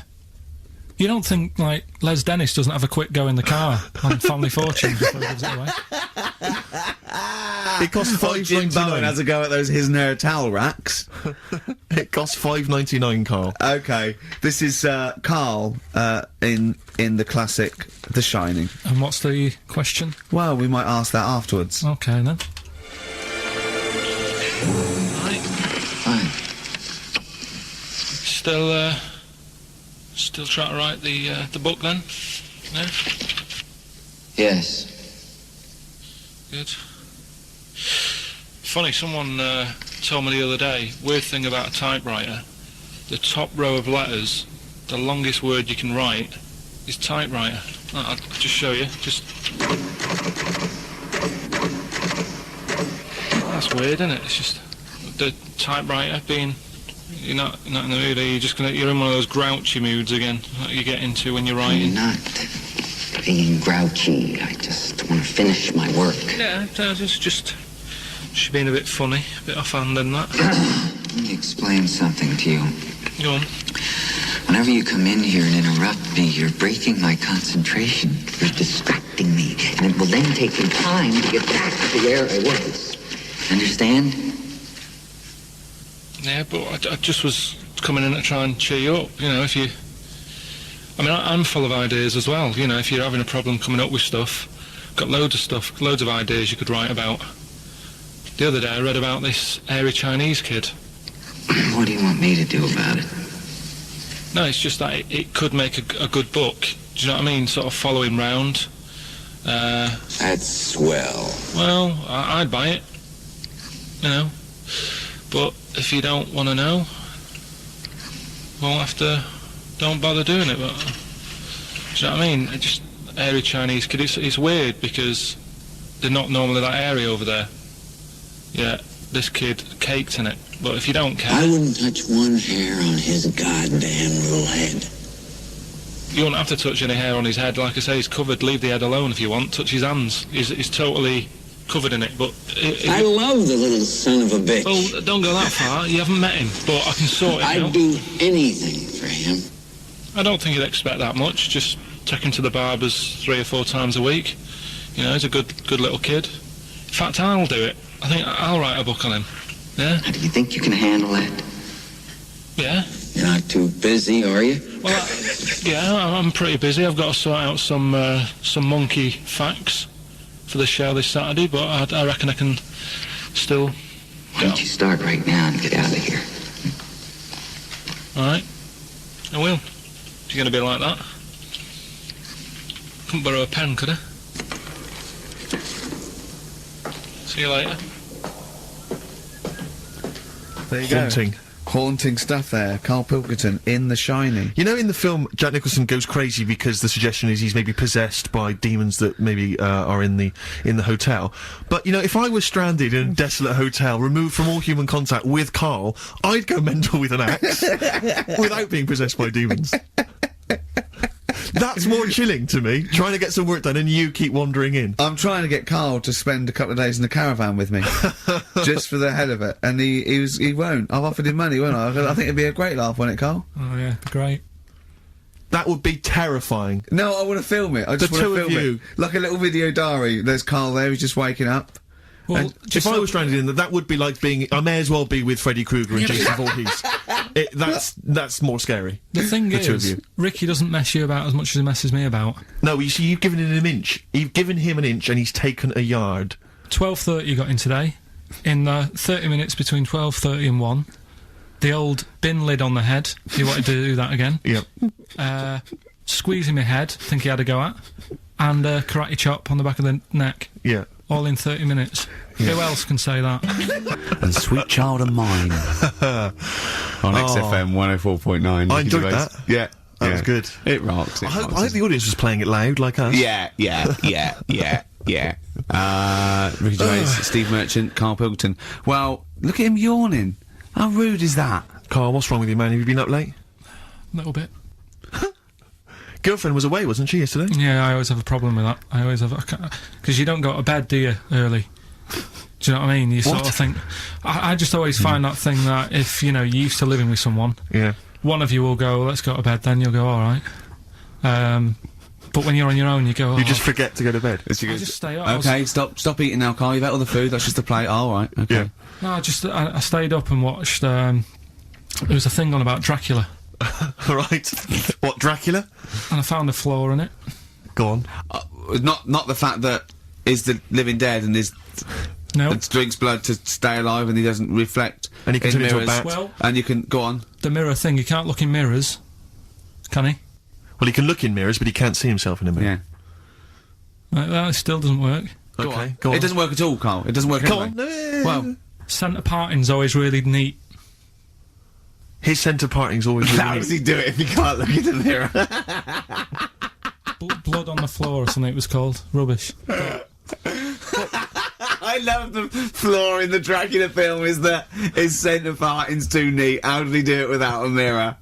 Was it a documentary about Dracula? No, there was the real Dracula. The real Dracula. Yeah, the real Dracula. The It's true just a film. It had blood on the floor or something. It's called. Yeah. It's rubbish. We had a little lunch yesterday, didn't we? We did indeed. That was a nightmare. Yeah. I hate going out with you two. I was explaining to Karl, right? I like to excite Karl's imagination, right? And if it involves chimps or monkeys, all the better. Brains he likes, parts of the body, deformity. You know, I know where to, you know, what buttons to push. And I told him about this thing. I don't know if any of you out there know about this, but there's an experiment they did in the 50s, a clinical psychology experiment where there's your two hemispheres of the brain. Okay, they're joined by a thing called the corpus callosum, right, which is just a little flap of skin, like a little scarlet lead that joins your two hemispheres. And what they did, they cut that in half, and they thought it was a cure for schizophrenia. But what it turned out to be, or epilepsy, I think, I can't remember, was that your two sides of your brains didn't function together. You couldn't get information. I was telling Karl all this thing, and one of the things I told him was that they did it on a monkey, and it fought itself over a nut. Like, its right arm was connected, you know, by its left lobe of the brain, and it was fighting over itself. And Karl went, instead of, like, thinking this is amazing experiment, he went, would it have been happy if you'd given it two nuts? Yeah, I know. Well, you started off by explaining it, and I remember you mentioned, because I was watching the two of you as you were describing it to me, you said, of course, one side of the brain deals with symbolism, and as you said the word symbolism, I noticed Karl drift away from looking at you, pick up his mobile phone, and start pressing buttons randomly. And I thought it was the word symbolism that got him, and I noticed it took you just a moment longer, and I think the first thing you said was, when did I lose you? Yeah, I know I'd lost him. It's extraordinary, and he doesn't even try to disguise I said nomenclature at one point as well. Right, yeah. And I knew I was dicing with death there. Yeah. But, but I told you tried to look it up, didn't you, on the web? You didn't find anything about it, did you? The spelling of it's, what is it again? What's the word? Corpus callosum. Yeah, so I couldn't do it. No, there's no point. Yeah. Don't bother. Give up. Don't bother. Give up. So, if anyone knows any interesting facts about that, I don't expect yours hasn't been cut in half, has it, Carl? That would again might explain something. I'll tell you what we will be talking about later. I don't know if you're sort of aware of them, Steve. Go on. Bonobos. Oh, I don't know much about bonobos. I told him about he was looking for stuff. I said put in bonobo. He was having no luck with chimp, and they're a form of chimpanzee, but they're even closer to us, evolutionarily speaking. They've got their social groups are more like ours. They're more intelligent, and he was loving it, weren't you? So Just is it human bonobo Carl? Is that how it works on the evolutionary ladder? Chimp Carl. Yeah. Talking about them. So we're talking about bonobos. You're excited about that? Yeah, That's yeah. Coming up in Monkey News. No, I think it's a bit of a monkey bonus. Oh, that was great. That was very, very funny. What indeed. a wonderful clip that was. I enjoyed Do you it. remember that? Yeah. Wow. It was a few weeks ago, wasn't it? Really? I mean, I think it was last week. we'd have to have very, very bad memories not to remember that hilarious clip. I'd like to hear that again, maybe in a couple of weeks' time when I'm away. Yes, absolutely. It's embarrassing, isn't it? And we, but the good thing is, on telly, I feel a bit guilty about putting out shoddy rubbish because I'm getting paid an awful lot. Yes. But here, I don't give a They can bleep that. They will do. They will do. When's that ever hurt anyone, Steve? Never. Lady Stardust off Ziggy Stardust and the Spiders from Mars on XFM 104.9. I'm Ricky Gervais, Steve Merchant. Karl Pilkington is in the middle of educating me. Educate me. Did I tell you the time when the doctor said I was going to die? All right, keep talking. Right, ages ago. Must have been about 15, right? And at lunchtime there was this. We used to have a choice of stuff to do at lunchtime, right? We used to have like a burger place that had an arcade machine in it, right? So we used to go there and play on that and have a burger. Or there was this baker's, right, that my mum worked at, and did great cakes and stuff, right? So she used to like bring some home and that, but she couldn't always bring them home every night because they'd cost money, and she used to get them for free. And they used to say they'd rather chuck them away than give them to the staff because there's a chance that the cream might be off. Right. Right, so they used to chuck them round the back. So I used to go round the back with my mate and eat a load. Brilliant. Eating out of bins. No, it wasn't out of bins, they were still in trays, but they just stacked them up near the bins, right? So this got out, I mean, it used to be chocker. Once the school found out, everybody used to go there, and it'd be like, well, have a cake. Headmaster crawling through, fighting the kids off. Right, so I'd have, you just eat, I don't know, 6 jam donuts or something, and then you'd spend your dinner money on the arcade machine. Brilliant. Right? So it was a good afternoon, really, right? So you'd do that, and this one day I must have had 6 or 7 jam donuts, a few Congress tarts. What's the Congress tart? I love them, I can't get them in London, right? So I'd have some of them. If anyone can get a Congress tart for Karl in London, please let him know.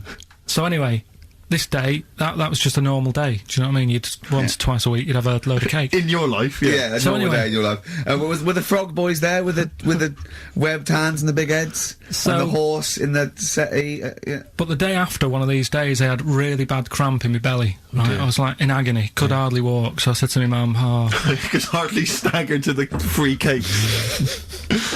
So I was in absolute agony. I said, I don't like doctors, but you'll have to get a doctor in because I don't know what it is. I can't walk. She gets the doctor round. I won't say his name, but he said, well, doesn't look like he's got long left. Blimey. So I was a bit like, hang on a minute, I've only had a few cream donuts. Yeah, My mum was panicking. sure. He went. My dad came in from work. She said, something's really bad with Karl. I think it's serious. The doctor said he ain't got long left. So he said, what? He said that and just left? So she said, yeah. He said, I'll have to call him then. So he called him up, said, what's all this about? Karl hasn't got long left. How long's he got? So he goes, I was only messing. He's just had some bad cream. Can you believe that? Well, the thing is, I like the fact your mum didn't ask any questions. I know. She didn't But go she into doesn't. detail. No, Well, can you explain more, Doctor? No, I got to shoe off. But she doesn't. She I doesn't like talking. don't want to diss you or your family, but I imagine if I was there, I'd have known the doctor was joking. Yeah. That's all I'm saying. I mean, I sound very arrogant there, but I imagine he went, what's he been doing? Yeah, I had about 6 cream cones. Oh, right. Oh, wow. He hasn't got long to live then. I'll see you later. That's what I think the doctor did. Yeah. It's like the idea your mum just let him go. Yeah. Terrified, thinking, well, I'm not going to probe him. He's that's it then. Dad comes in. Hi, honey, I'm home. Anything happened? The doctor said Carl's gonna die and then left. Did he? I'll call him. But anyway, that's why these sort of things fascinate me. So we'll move on to this next one, right, which is brilliant. Dead short story. So, right, old woman, about 70 years old. Yeah. She's normally fit and healthy and stuff. Nothing wrong with her. She's having a good life. And one day, she goes for a check to the doctor's, just to check herself out, because she's getting on a bit. Yeah. Says, take your clothes off and that. So she does. And checks her out. Says, yeah, you're looking good, you're looking good. Turn round. He said, oh, God. He says, you got a tumour on your buttock. Right? So she goes, oh, what, can you do anything to sort it out? So they go, yeah, we could book you in for an operation. It's best if we remove this. Books are in for an operation. Operation day comes, strip her down and that. They're all stood round, the doctors. Start to operate. It only turns out it's a pork chop that she sat on 5 years earlier, and it had stuck to her buttock. Right, Carl. I can forward you. I'm not, honest. right. No, listen. Okay, Serious. Right, okay, Carl. I'm telling you now. I'm leaving. I'm never doing this show again. No, I'm serious. Honestly. You're talking. I've never had such. What do you mean? You couldn't believe it? No, when I read it, I said I've got to tell Ricky this woman had a pork chop stuck to her arse for 5 years. You mental case. On the way home. And that's endorsed by Ricky Gervais. He's won awards. Yeah. Rick, do you remember this? This was a hilarious one. No, you'll remember this when you hear it. It was when Karl said something that was basic. Well, I think for a lot of people it sounded like a lot of old bollocks.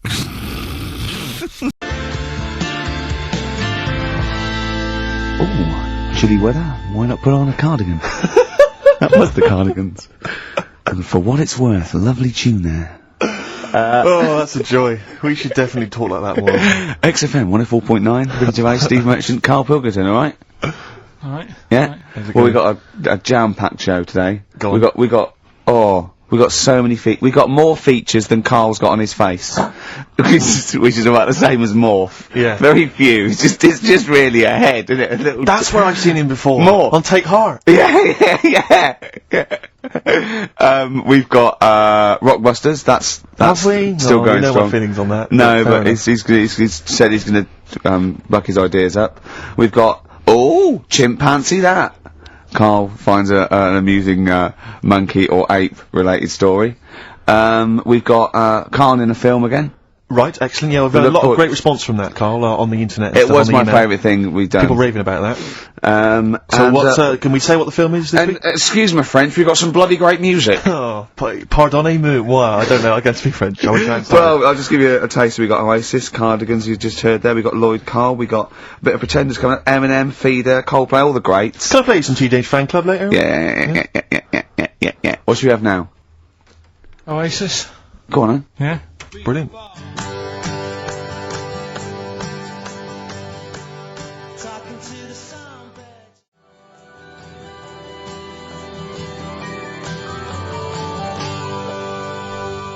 Oasis and Songbird. It's a nice little ditty It's alright, yeah. of a It's not too Saturday. bad. Yes, thank you. XFM 104.9, Ricky Gervais, Steve Merchant, Karl Pilkington.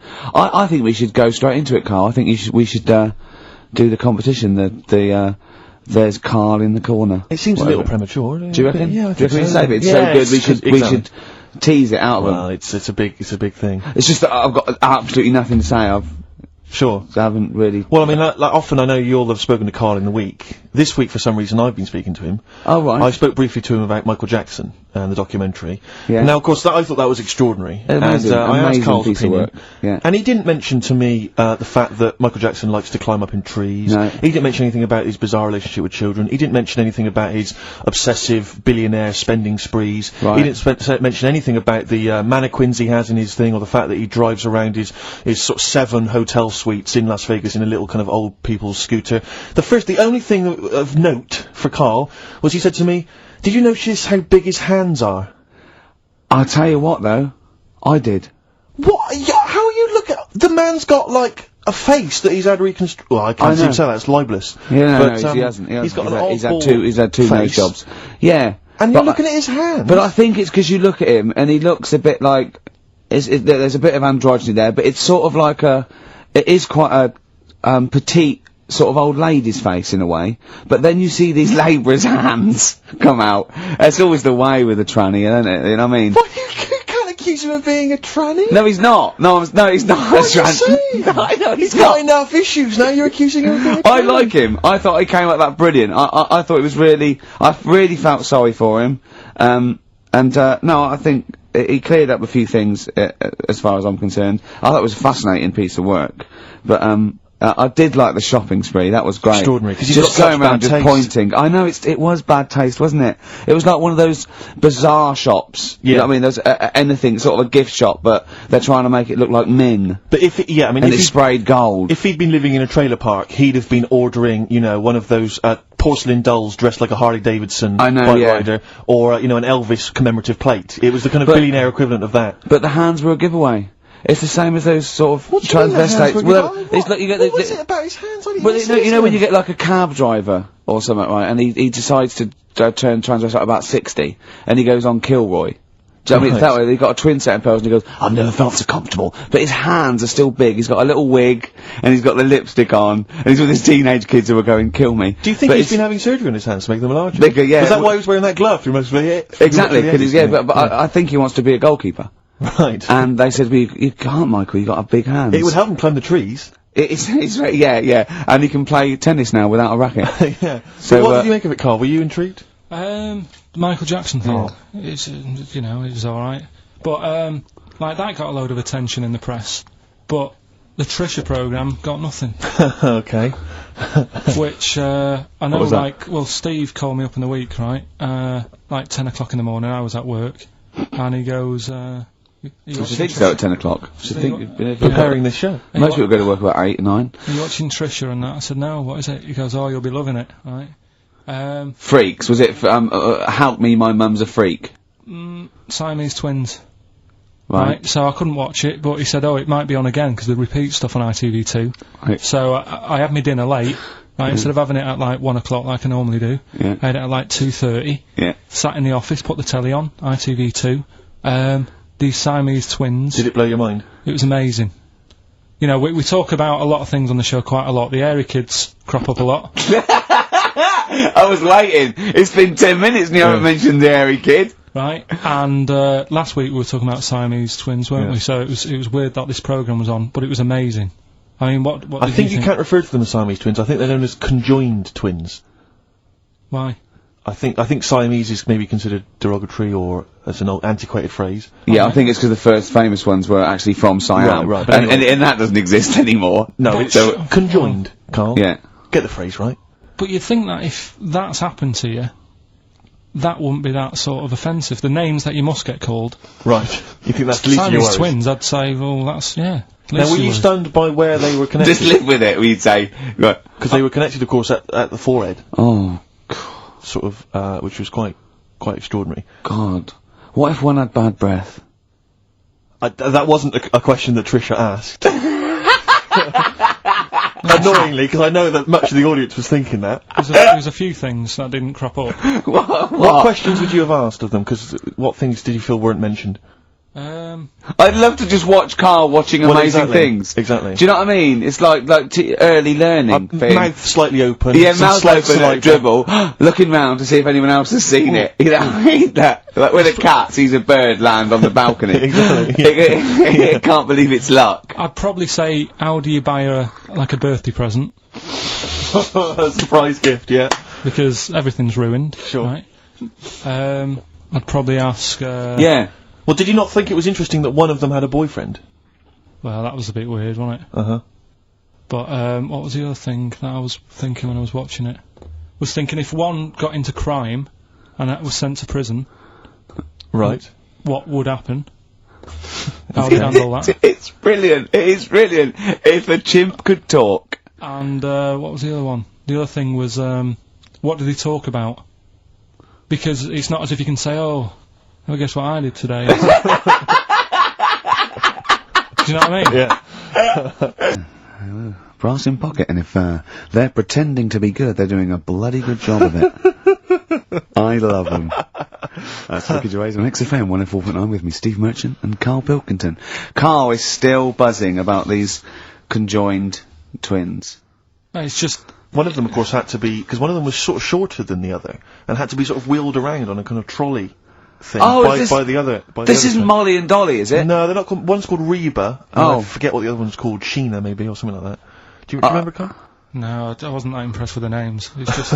Yeah. So you immediately put them out of your mind. Those are rubbish names. I'm forget, Carl, forget them. They're gone. Were they British or American? Yeah, American. Oh, because I've seen some American ones. Well, on Jerry bizarrely, Springer. one of them was apparently a country music star. This is Molly and Dolly. Well, they're not called The Molly one that and joined Dolly. at the Oi. The one that joined. But they're not. I think you've made up the Molly and No, Dolly. it was on Jerry Springer. There's a little one that sits on a seat, and the other one carries it round, her around. And They're not called Molly and Dolly. there was something like that. They're called. Well, we know that one of them's called Reba, and I forget the other One one. was a country and western singer or something. Yeah, and but she was saying, "Yeah, I've just made a movie. It's coming out shortly in theatres." Is your And the other sister one in it? said, yeah, and the other one said, "Oh, I'm not involved." It's utterly bizarre because they live there. They work so hard to live their lives separately. Yeah, they say it's You know, all. Yeah, exactly. of course. So, Yeah. you know, they try not to. So she's talking about her music career, and the other one's sort of not taking any kind of credit for it, which is nice, I It's suppose. weird though, because when she was singing as well, the other one just stands there. She doesn't join in. She doesn't sort of dance. Offer backing or- vocals. Do you know what I mean? Make a group out of it. A duo. Yeah, well, but it seems like we're sort of being horrible, but we're No, not. we're not. I mean, it's a Well, really no, bad we're thing, laughing but- at Carl's amazement at this phenomenon. Sorry, I just got to say we're not. Do you know taking the the Mickey. the really weird thing about all this, What? right? And it's annoying because you were saying about, you know, oh, what should have Trisha have asked and all that. Yeah. But one of them mentioned that one of them was adopted, and the other one wasn't. Don't talk rubbish. No, seriously, I didn't understand it, right? Of And course then- you didn't. And then Trisha sort of said, "Well, let's have a chat," and they were like, "No, don't want to go into that." What do you mean one was adopted and That's one what he was? said. One of them. I don't quiz me on it, but that's what was said. Hi there, Hello there, I'm a multi-millionaire, Oh, and yeah. I've just seen your orphanage. Oh, I'd yeah, it's love lovely, to isn't adopt it? one of your children. You'd like to adopt one? I'd love to adopt a children, because I've got Brilliant. loads from around the world, so I'd love Yeah. to adopt one. I'd give you $10,000 towards your, your orphanage. we'll speed it through then. Yeah, Brilliant, yeah. okay. We've actually got 2 left. I so only need one. I'm only interested Right. in one. Yeah, I don't need any more. Don't need any They're more. sisters. They're I know it would be tragedy to break them up, but I really only need one. now break it up. There's the rub. You see. Sure, because sure. I just need the one. There's $10,000 now. You can have that. I'll sign it now, but I don't want to discuss it further. I'll bring her around. Brilliant, brilliant. Okay. Ding dong. Hi, yeah, brilliant. You brought my kid round. Yeah, there she is. There. That's a joy. Yeah, yeah. Okay. Just standing next to a bush. Yeah. Do you want to? Can you bring her out towards No, me? It's like, there's nothing behind the bush. So you just want. I just want to be able to walk 360 degrees round her. Do you want her or not? Yes, I can't believe it. What's that little trolley? She's talented. Oh dear. You're talking nonsense, Carl. Well, whatever. These ideas are nightmares. White cameras whose worst fear was a child with dyed hair and who likes hearing. Feeder. That's it. Just the way I'm feeling. XFM 104.9. Ricky Gervais, Steve Merchant, Karl Pilkington. It's time for the newest quiz in town. This is where Karl inserts himself into a seminal film. Last week, it was the little kid in Sixth Sense. You remember? To great acclaim. The critics loved it. They said a triumph. This week, he's fiddled with The Graduate. This is the scene where, of course, he goes upstairs to the hotel room, and it's on the cards. She's a dead cert, Mrs. Robinson. Well, Here we go then. So, are you ready for it? I've brought some condoms from home that Suzanne got for Christmas. Benjamin, What? will you bring me a hanger? A what? A hanger.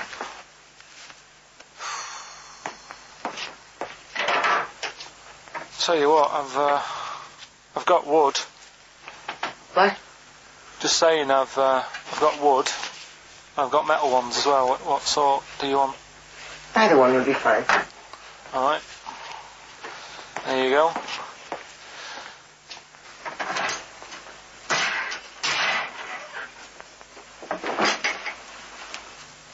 Are you afraid of me? No. No, I've seen weirder things than you. Have I ever told you about the two lads I went to school with who had big heads? Webbed fingers as well, but not related, and weren't mates, but both had the same thing, which is a bit weird. Yeah, I've never found out what was wrong with them. Can I ask you a personal question? As long as it's not about my head being round, because Ricky's always going on about that. He's saying I've got a round head. Well, you can admit that, can't you? No, it's. I'd say it's a normal sort of shape. It's just round. It is, isn't it? Yeah, but what do you mean? So is yours. Heads should be round. It's nothing to be ashamed of. I'm not ashamed. It's just a normal shape. Mm-hmm. And you can talk. Look at your saggy arse. Anyway, get your knickers off. Hello, darkness, my old friend. Oh, that was a joy. Oh dear. It was an absolute treat. Now, I should say that obviously the prize is a copy of The Graduate. Now, bear in mind that XFM is giving away these prizes. Yeah. Carl is so cheap that he wouldn't even buy it on DVD. He's bought it for $6.99 on VHS. It'll be panned and scanned. It won't be widescreen. There's none of the extra features that you get on the DVD. Oh, look at Carl's face. He's gutted. Carl, did you pocket the rest of the cash? No, I have to use my own money to buy these, right? What, you're using your own money to give this stuff away? Yeah. So I had to go and buy that. XFM is so cheap, understand? Right, I know. and it's not worth having it on DVD, is it? 'Cause Why not? It's an old film, so... So the quality is set, do you know what I mean? They can't really tidy it up. Of course they can.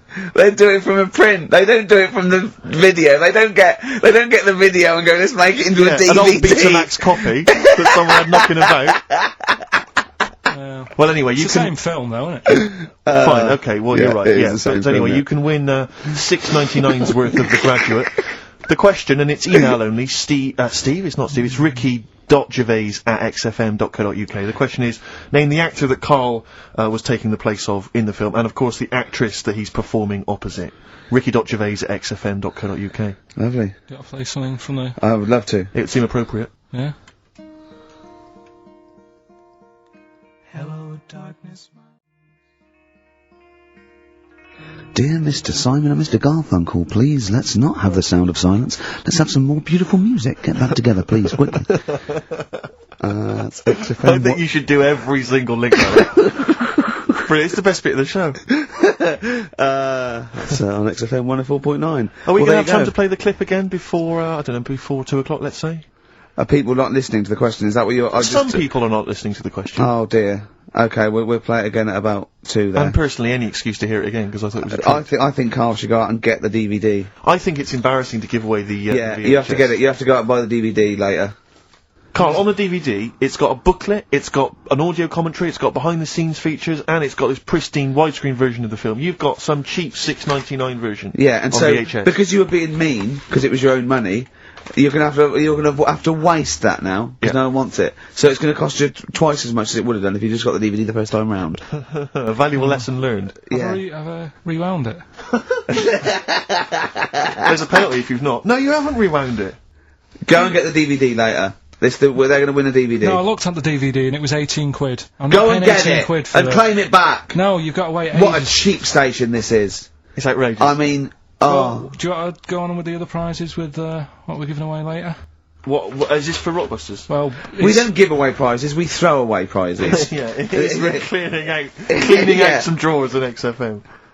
Go on. I'm just having a quick look through before I... Because we've sort of revamped Rockbusters a bit. There's that extra bit in it now, isn't there? That audio bit. You're selling it, your big sell. Are we There's not a going DVD straight there. into that yet, then? There's a DVD. yeah. There's a DVD there. What's that? I'll go through them later, Rick. I just need to absorb it. Don't get excited, mate. So, who did Carl play in the clip? What actor's place did he take, and what actress played opposite him? That's Ricky.Gervais. At xfm.co.uk. Sure. Brilliant. Yeah. Is that it then? What we got coming up? We got some Play a bit of Coldplay. Is that bit it? of Coldplay, be alright?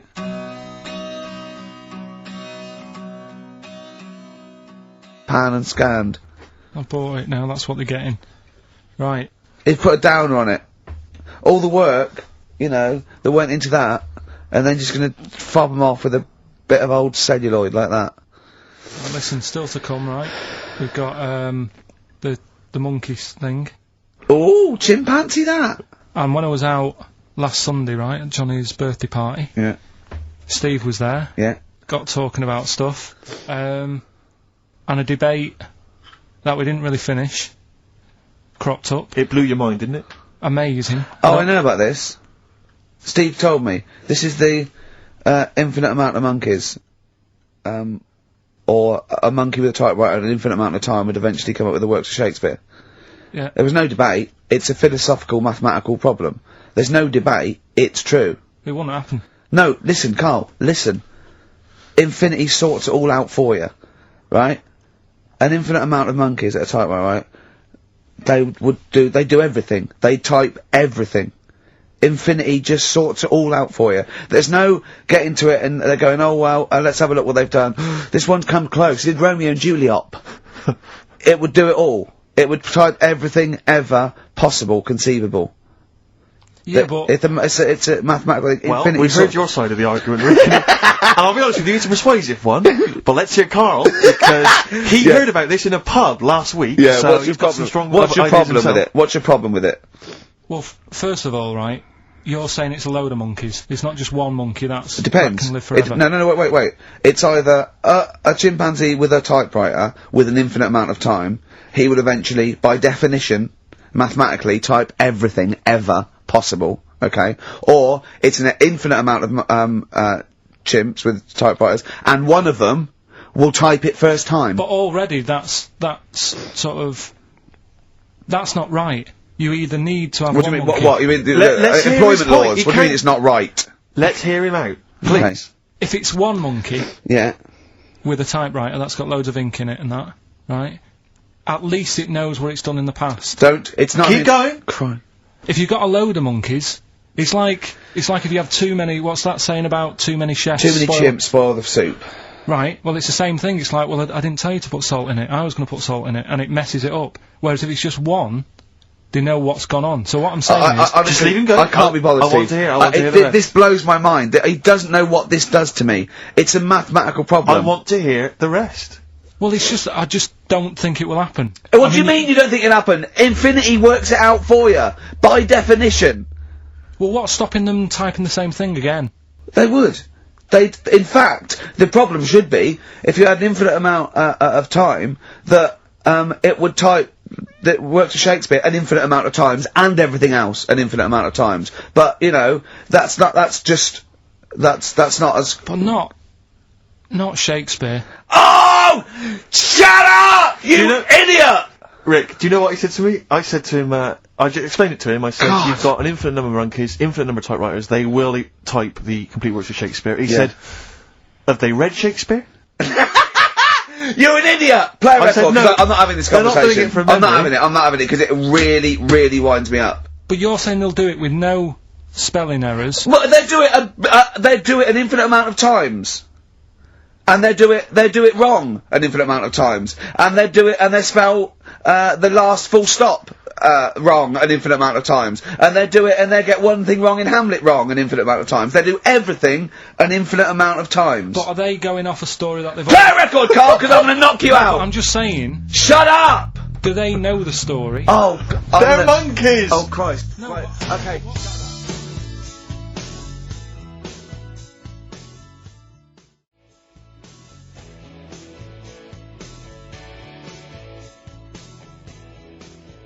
Lloyd Cole. She's a girl and I'm a man. Good that, innit? On Very good. XFM, 104.9, Ricky Gervais, Steve Merchant, Karl Pilkington. As Yeah. ever, Rick, there's always someone who steps in to defend Carl. Okay, what is the defence? What is the defence? Here's an email from Scott Coomer. He says, Carl is actually right. I've got an A-level in statistics and probability. It doesn't matter how long they have and how many monkeys you have, you cannot guarantee they would type the complete works of Shakespeare. Infinity makes it probable they would get it right, but not definite. Well, yeah. Yeah. That's what I was saying. No, you weren't saying, Carl. You don't understand it. Infinity sort of sorts it out. That if they do anything, they're nearly do everything, won't they?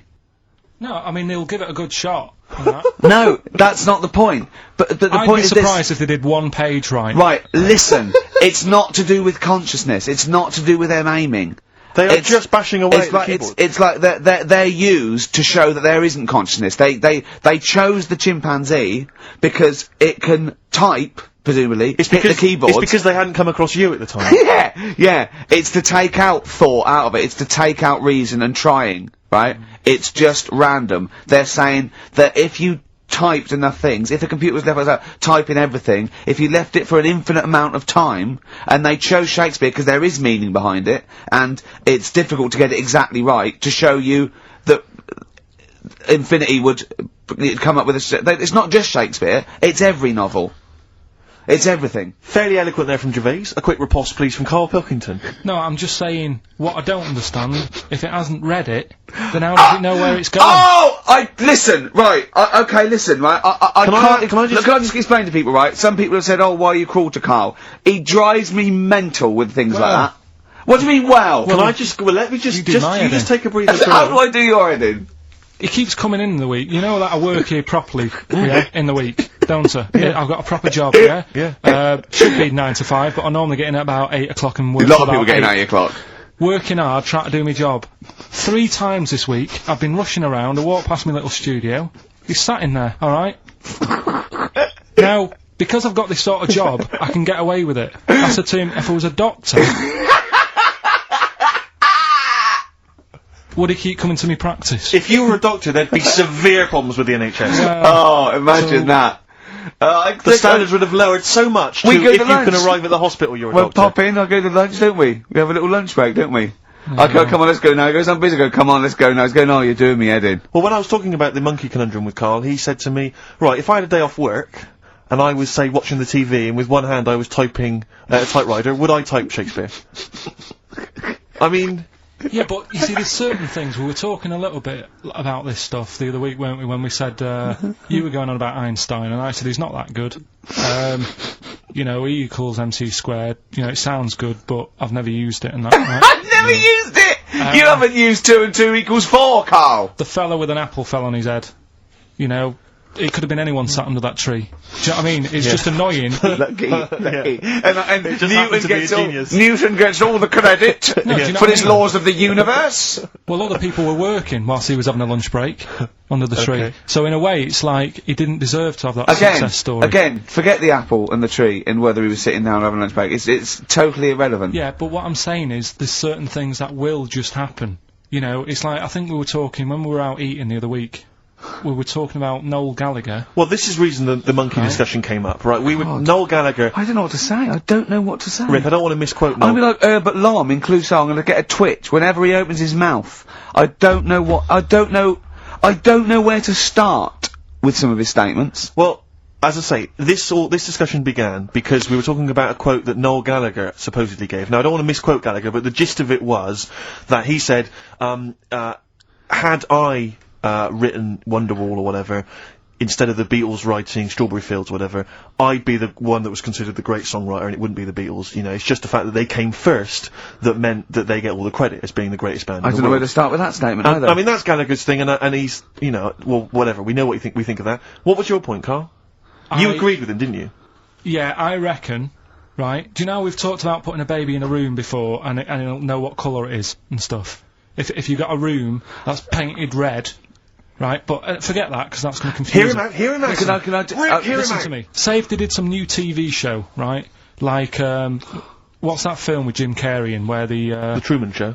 The Truman Show, right, so they make up a little room, and, some woman has some kids, and you say, right, let's put the kids in this room, and they don't know what's going on outside, they don't know anything about, like, EastEnders and that, it's like their little world, right?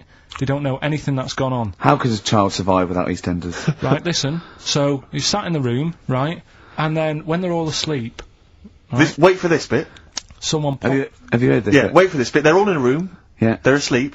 Yeah. Someone pops in, puts a guitar next to the bed, right, nips off out again. They wake up in the morning, and one of them goes, what's this? They don't even know it's a guitar, because they've never seen one, right? They're talking English, though. Yeah. We just left guitar out of the vocabulary. Right, so There's plenty more to come. So, one of them will pick it up, and they'll go, I don't know what it is, and they'll start strumming, they'll go, that sounds good, doesn't it? Give them a few weeks, they could come up with Hey Jude. Whereas, typing Shakespeare, a monkey that can't even spell, I see that. you can't answer it, I might come with you, Rick, if that's alright. We've got to sort of that Christmas special as well. Yeah, no, sure. Alright, I'll see you later. I'm shooting off then as well. Cheers, pal.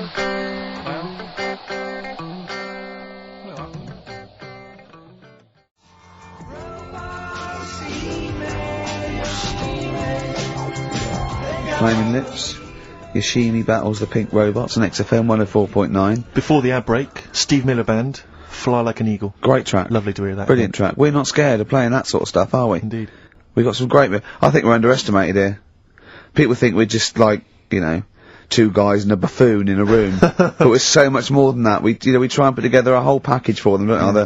For their Saturday afternoon listening pleasure. If there was an infinite number of us three in an infinite number of studios, broadcasting for an infinite number of shows, would we ever do anything half decent? Yeah, we eventually... Would we ultimately come up with something quite good? What was that email that you were laughing at? I can't, it's too rude. What does it say? It's too nasty. Oh, go on, give me the gist of it. The gist of it was that, it would mean that if there was that infinite number of monkeys, eventually, besides the fact that they would type the complete works of Shakespeare, they would also type the sentence, Karl Pilkington is a genius. But the email also said it would also type, Ricky Gervais is I can't say the word, but, I know. Yeah. But the number of times they type it and write, Karl Pilkington is a genius, and Ricky Gervais is a cund. Exactly. Yeah, that would be there a lot. Yeah. Before we carry on with anything, I should just tell you, we're on the subject of emails. There's one emailer we're always looking forward to hearing from. Richie Anderson! Dicky Docky Doo! Richard Anderson, thanks for emailing. He's my biggest fan. He's now. one of the biggest fans. He absolutely loves me. But not afraid to offer some constructive criticism. Go on, that's what's the he great said? thing about Dicky. And from Anders this week he says, Ricky, I'm lazy, I talk nonsense, I'm badly organised, and I believe in ghosts. Can I have a job working on your show?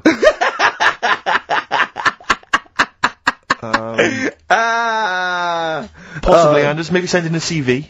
Or email a CV. He's put a little bit of all of us in that, hasn't Exactly. he? Oh, I'll ask you if he's a goggle-eyed freak, Steve. Alright, calm down. Well, no, I didn't mean there's no need to get insulted. No, I didn't No need to necessarily get mean nasty. you, No did need I? to get nasty. Well, Also, I was thinking about that, actually, Steve. Oh, God. Just talking of the old, What? What? Talking to the what? No. Do you know, like... This better be good. No, you don't have that many girlfriends and that. what do you mean? Carl, why are we on this? I was defending you in the whole monkey discussion. Come on, what's your point? no, What's your we'll point? leave What's your it, point? No, what's the point? What's the point? I just was thinking... If there was an infinite number of Steves? You're an odd-looking fella. Come on, Carl, get to the... No, you know cut I know to the that. quick. I've told you that Cut loads to of the quick. times. What do you mean, you know I know that? Well, there's no point pretending anymore. Steve, I'm flabbergasted. But also, you don't like spending money, right? He's mean and weird looking. Valentine's Day.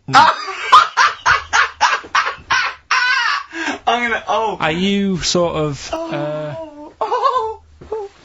you know... You've got to love him though, haven't you? What are you happier with? The fact that no girls like you enough, right? This is really mental. Or are you happy because you don't have to spend any money on a card for someone? A little from column A, a little from column B. Right, let's have more monkey news. What have we got? No, we've got We've got so much to get into this show. Insults, We don't need stupidity. the insults. I think we've got enough. We don't need the Yeah, insults. there's no more insults. No more What insults. angers me with Carl is you know he's been planning that. No, I haven't. I was thinking about it on the way in because Valentine's Day is coming up and I'm not a big fan of it. Condoms? You bought your girlfriend a box of condoms for Christmas. I don't think you can have a go at me. To be fair. No, but I don't just treat her on Valentine's. I'm always... Do you know what I mean? You don't even treat her on Valentine's. You don't even treat her at Christmas or on her Hang birthday. on. When do you treat Hang her? on a minute. Wait a cotton picking minute there. Oh, why I order. took her out. Wait a minute. What was that? Tiffany Dog. I treat your girlfriend better than you, and I've only met her twice. I took her out last night and she enjoyed herself. Where'd you go? Until she had to write the check. Where'd you go? Where'd you go? To a chippy. A really... Play a record! It's a chippy. No, a quality one. Right. Oh, Oh, God! Under a fiver for 2 Oh, cod nice lots. wrapping. Not newspaper, greaseproof paper. And bread. And bread.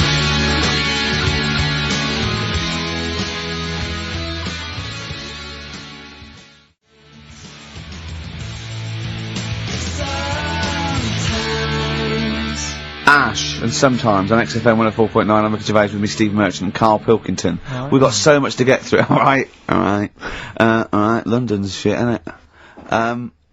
Sorry. Shouldn't swear on air my studio. Never swear on an on-air studio. Yeah. Apologies. Not really swearing, is it? I'll tell you what swearing is. Oh. Yeah, Graduate. You're gonna play that again and give a winner. Give a winner. Well, let's hear it. So it's Karl Pilkington featuring in The Graduate. Yeah. Well, Here we go then. So, you ready for it? I've brought some condoms from home that Suzanne got for Christmas. Benjamin, What? will you bring me a hanger? A what? A hanger.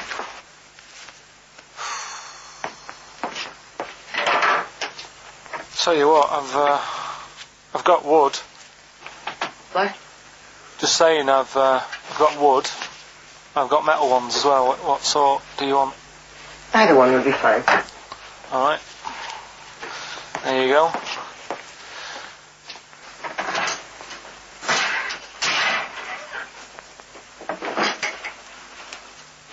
Are you afraid of me? No. No, I've seen weirder things than you. Have I ever told you about the 2 lads I went to school with who had big heads? Webbed fingers as well, but not related, and weren't mates, but both had the same thing, which is a bit weird. Yeah, I never found out what was wrong with them. Can I ask you a personal question? As long as it's not about my head being round, because Ricky's always going on about that. He's saying I've got a round head. Well, you can admit that, can't you? No, it's. I'd say it's a normal sort of shape. It's just round. It is, isn't it? Yeah, but what do you mean? So is yours. Heads should be It's round. nothing to be ashamed of. I'm not ashamed. It's just a normal shape. Mm-hmm. And you can talk. Look at your saggy arse. Anyway, get your knickers off. Hello, darkness, my old friend. Oh dear. A classic, an Oscar-winning classic. Oh, Karl Pilkington. In The Graduate. But what was the question, Steve? The question was, which actor was Karl Pilkington taking the role of? Well, and that's easy. which Everyone knows actress that. was he performing opposite? I know that. And the answer's Ricky? Hoffman. Mhm. And, Bancroft. Anne Bancroft, Dustin Hoffman, and the $6.99 VHS cassette is going to Laura Gomez because she says that she'd be happy with the VHS, not the DVD. So, best of luck to her. I hope she enjoys that. All right. Yeah. What have we got now? Right, so we look into animals that we get rid of. I've spoken to someone about snails, I've spoke to someone about jellyfish, and that, and looking at cockroaches today. She's an expert. She's just not just some random person. No, she works in a museum, a good museum. I said I'd give it a plug. It's the one near Knightsbridge. It's got dinosaurs and that in it. It's worth seeing. And this is Natural her. History Museum. Yeah. So, Not sure. He's not sure. this is what happened. Now, what I'll do, I'll tell you as much as I know, and then you can fill me in if I'm right or wrong. And then at the end of it, we'll get to the bottom of whether we need them or not. Okay. All right. So first of all, the first thing that I found out is that they have 18 knees. That's not exactly possible. They're insects, so they have 6 legs. Yeah. And a knee is usually the junction between femur and tibia. That's sort of classic human knee, as in every other animal knee. So with 6 legs, you can only have 6 knees. Could somebody sort of got mistaken for seeing one that was a bit double jointed? Cover I think tracks. you're grasping at straws or something. All right. Well, we might have to come back to that one then. Okay. They can hold the breath for 40 minutes. Well, they don't do that because they don't breathe in the same way as us. They breathe through little spiracles, holes down the side of the body. So, no, they're not a very apt simile because the method of breathing is so different. What do you mean? Because insects have a totally different system. They don't have lungs in the way that we do, and just breathing through one part of the body. They're actually breathing through every segment of the body all of the time. So even though they've got their mouth shut, they might be able to Their mouth has slide. nothing to do with breathing. So Only just feeding. so you see, maybe that's where someone's gone wrong. Someone's got hold of one and sort of taped its mouth up or something, and Thought it was- got bored after 40 minutes and that said, "Well, we'll sounds call a it pretty right." unkind thing to do to an insect, even to a cockroach. Yeah, but it's all. Can't do that. Yeah, but No. Pretty unkind thing to do anything, even a cockroach. something else I found out. Yeah. They can live for a week without an head. Well, that's true if they don't bleed to death in the process. But the weird thing is, when I told you that they had 18 knees, you seemed a bit sort of like, don't talk ridiculous.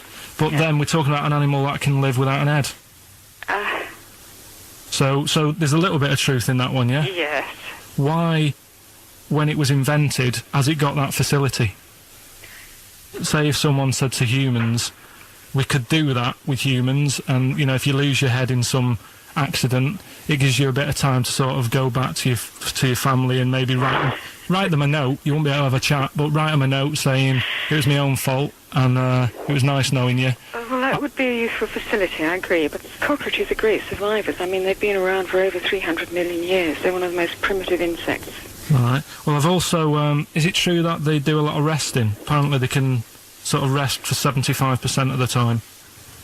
Rest. Yeah, they just sit about doing nothing. It's probably true of a vast proportion of the world's fauna.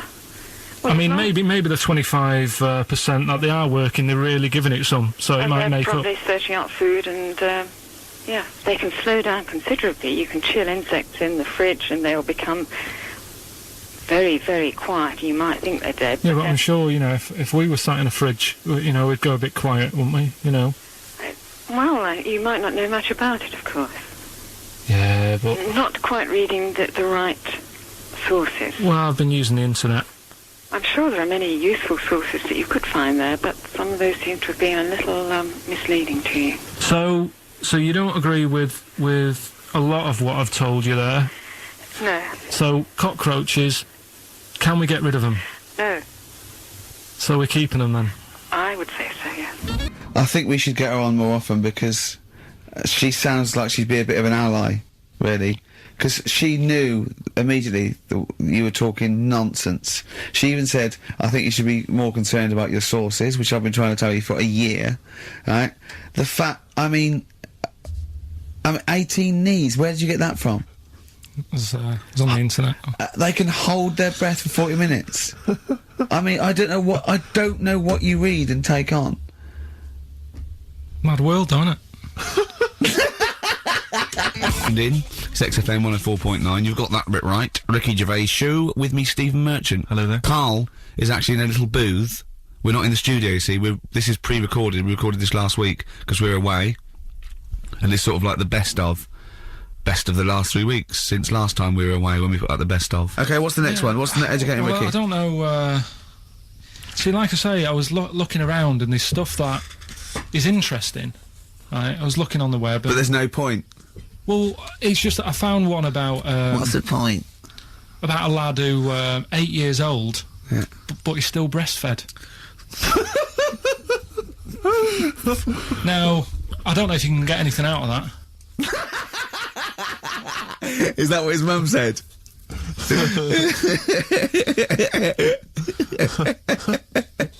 So, What do you mean I don't know if I can get anything out of that? You don't need to. No, it's just that, you know, Where did you read that? that was on the internet. Oh, well, yeah. You're always unspecific when you mention it. It's just it was on the internet. Well, Yeah. I'm trying to think what I put in. I think I put in Y to see if I'd confuse a computer.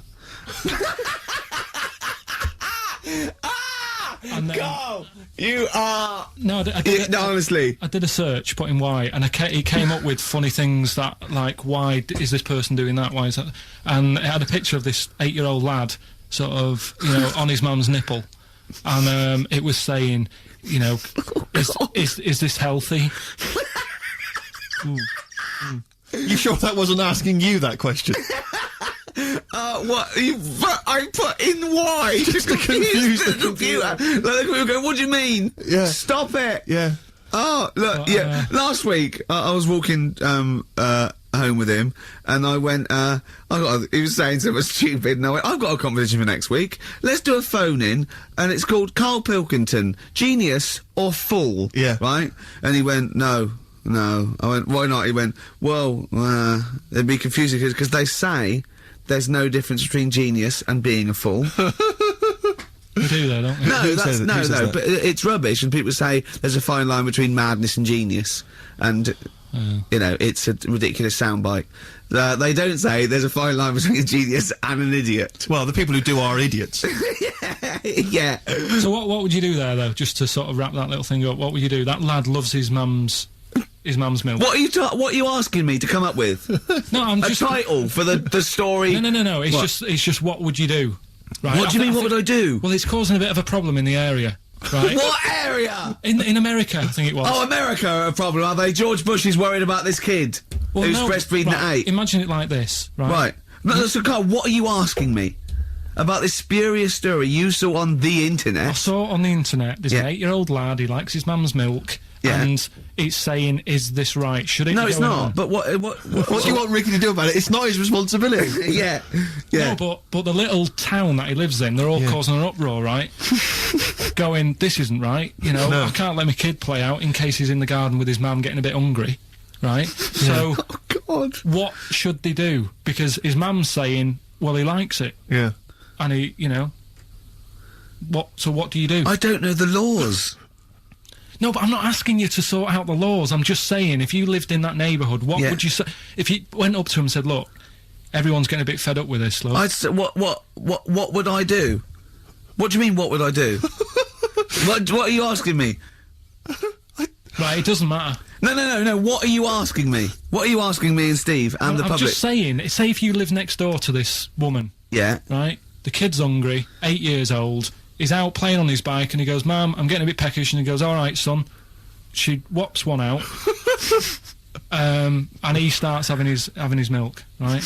You live next door, you're putting your washing out, and you see this going on. You're getting a bit sick of it, because it's gone on for months. 8 years, I assume. Why is it your business? Why are you such a nosy neighbour that you're concerned? What would you do, Carl? Let's turn it back on him. Yeah. What would you do? What's your solution? What would you do? Well, I thought I'd say, right, why are you doing this? And she'd say, because he likes it. And I go, all right then, put it in a bowl first. And you think that would sort that out? No, because I was thinking about the whole thing, right? And you do that when you're a baby, and everything's all right, innit? Yeah. No one bats an eyelid at a little baby having a bit of milk from its mum's breast, right? Yeah. You'd almost say it was natural. But you grow out of it. It's like you don't see. It got me thinking about things you don't see, and you don't see. Did you put this into a computer? Show me things you don't see. What else don't you see? Well, you don't see like an old man having a Twix. You never. Oh. So what? You know the terrible thing about all this, Steve, is he's right. You don't see an old No, man I eating a know Twix. that's a terrible thing. So what they have got, right? They've made old man toffees, haven't they? They've come up with Werthers. Is that a song? Oh God! You don't see it. So they've got their Werthers, right? Yeah. Look at him! You think he's giving a lecture at Oxford? It's not going anywhere. No, go on. Sorry, go on. I'm just saying. Right. You grow out of things. Yeah. And the old man, I'm sure when he was a kid, he'd have a Twix. Yeah. Now it doesn't look right, so he's having. It doesn't look right. So. Right. I don't think Werther's originals were specially designed for old people. I think they were sweets that just happened to have been made for years. That's why old people eat them. Yeah. They didn't go, hang on, there's a market here. I've noticed old people aren't eating Twixes. Quick, let's make some old man sweets. But the little advert, he gives it to his grandson as well, doesn't he? He goes, I have a Werther's original. No, I think it cuts though before he throws it back in his face and goes, get me a Twix. We're not here. Oh, it is a bit like being Dennis Norden, playing some great moments from the show. I was just imagining Dennis Norden one day, sort of just like waking up out of his stupor. He's doing this, and he'd go into the producer and go, I've just seen a couple of my programmes. I just saw It'll Be Right on the Night 18. It's shit. It is terrible. Why didn't someone tell me? Well, we didn't want to upset you because, you know. But I've been doing it way too long. Well, you could just let me go on forever. Well, until you died, yeah. Well, why can't my son take over? Well, he's 80, Dennis. And the jokes I'm doing, they're awful. They're just... Why have I got that clipboard? I've written these jokes, they're not funny. There's an audience, they're laughing. What are they laughing They're not at? laughing, they're not laughing, that's canned laughter. Who are those audience? Who goes to an audience for It'll Be Right on the Night? A lot of them are older than you. It can't be right. You know we have 15% fatality in one of your audiences. But I went home at Christmas, I watched one of the episodes. Yeah. It was with my family and friends. I said, watch this, you'll love it. Stony face, no one laughed. They all thought it was Well, it is Well, why didn't you tell me earlier? We didn't want to hurt your feelings, you're an old man. You may be upward of 102. I didn't realise. Yeah. Here's a problem that someone's emailed in. We're taking emails today. If you've got a problem, a concern, or, you know, just a general query that you think Karl could answer for you. It could be about anything. It could be about some of the big kind of philosophical questions. Yeah. It could be you know, something to do with war or famine, anything like that. Or it could just be a personal dilemma, you know, something that's happening locally. Anyway, this seems one that I think you probably have... You and your father have probably come across this sort of dilemma in the past, and I'm interested to know what your take is on it. Let me see, this is from Lee Matthews by the look of it. He says, he lives in a suburban area where the local teenagers also live on the same road, and they're running riot. They're smashing wing mirrors off the cars, they're crashing into parked cars on their skateboards, they're just generally making mayhem, you know, night and day. What can he do to stop this going on? The parents of the kids don't seem to give a damn. Anyone who complains to them, they just say, oh, piss off. You know, the police are useless because they never catch them in the actual act of violence, which is what they got to do to apparently convict them. So they don't know who to turn to, really. It's rather like when a little old lady went and got the A-team, you know. It's a great, you know, and he was dressed as an elderly Chinaman. Exactly. She knew who he was. Colonel Decker didn't have a clue. Yeah. You see, it's weird, because now it has got out of hand. Do you know what I mean? Like, years ago when I was growing up on the estate, yeah, you had problems, but not like you have now. Do you know what I mean? You know, Summers were nice as well, weren't they? Well, right, and... Police are getting shorter and But younger. you yourself kind of admitted in the past that you were something of a tearaway. You didn't do anything but like these never- kids I mean, here, the but... thing is, I was scared that if I got caught doing it, my dad would go mad. Yes. And I remember smashing a car window by accident and legging it in the lounge and sort of pretending to go asleep on the settee. Right? Genius. And I heard a knock at the door. and I Chloroformed thought- himself, just to be unconscious when his dad came home. And there was a knock on the door, and I thought, oh god, this is the fella who saw me. I was chucking a stone in the air, seeing how high I could throw it. Of course you were. It came Did it keep landing on your head? That would explain a lot.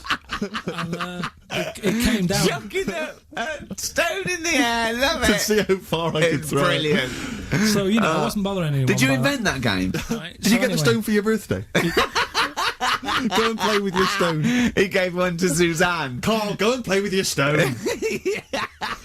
The thing is, right, and it came down at a funny angle, and it Of course it did. It ate the back of this car, and the back window is the most expensive because it has that heating thing in it, Yeah. in case you got a frosty window. Yeah. So I thought, oh god. So I legged it in, got on the settee, went to sleep, knocked out the door. Genius. It's a brilliant plan. It's a brilliant plan. I couldn't be guilty. I'm asleep. So I love the idea. So the thing is, our lounge used to sort of you could see in from the door, right? So this family who saw me do it saw me asleep on the settee, and my mum said, "Go and get the door," and I sort of went, "What?" as if I'd been asleep. Yeah. I went to the door, like rubbing my eyes, and the fella said, "What did you run off for? I saw you." I was like, "Oh no," and I didn't see my dad. I went out. It was when he was working sort of evenings, so I went out so I didn't have to see my dad. And then the next day I came home from school, and my dad said, 45 quid. Oof. That's all he said That's all when he he said. looked at me. And then you fell asleep when he went, wake up, wake up. You know what I said? No, 45 quid. Now the thing Karl. is, Right. he didn't have to do £45, anything. Karl. Now, I know you were saving up for a brick, but you can't have it. Yeah. Just So, Equally, if you're doing a bigger crime, you know, Yeah. a bank job or yeah. a murder... Remember to take the stocking off your head, because they Yeah. wake you up and go, why have you got a stocking on your head? Yeah. Just go, oh, I had a weird dream. Right, Okay, look, quick query for you. This is from Jay.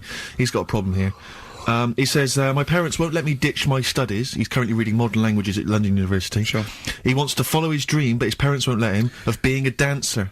Karl. Worse than that, he says that they're trying to arrange a marriage to a bunch of minging daughters of people they know from good families. He doesn't know what to do, so he's got the arranged marriage coming along, and he's also got, you know, he basically wants to be a dancer.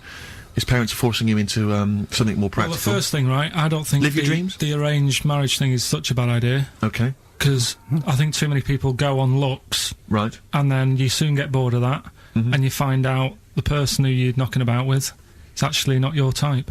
Right. Why don't you arrange marriages for people? Well, I'm just saying, right, so I'd say, Jay, go along with that. I wouldn't worry about it. Okay. I mean, if they're really ugly, then, don't go along with it. But if they're half bad, Yeah. put up with it. That's Sure. right. The dancing, Brilliant. right? That's that solved. Brilliant. I wanted to be a dancer. After I did the boxing, right, I joined a dancing thing just near Man United's ground, right, called Twiggies. Went along, I wanted to learn some moves. And How old were you? Well, it was when Michael Jackson was, like, pretty big, so about 83, 84, 85, something like that, around there. Wanted to do it. When I went, it was shut, and it had become like a warehouse for toilet rolls.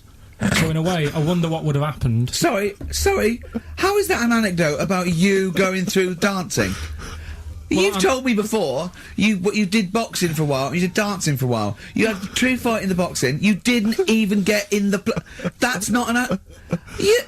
Imagine if that was a film. This is not a boy's dream of becoming a dancer.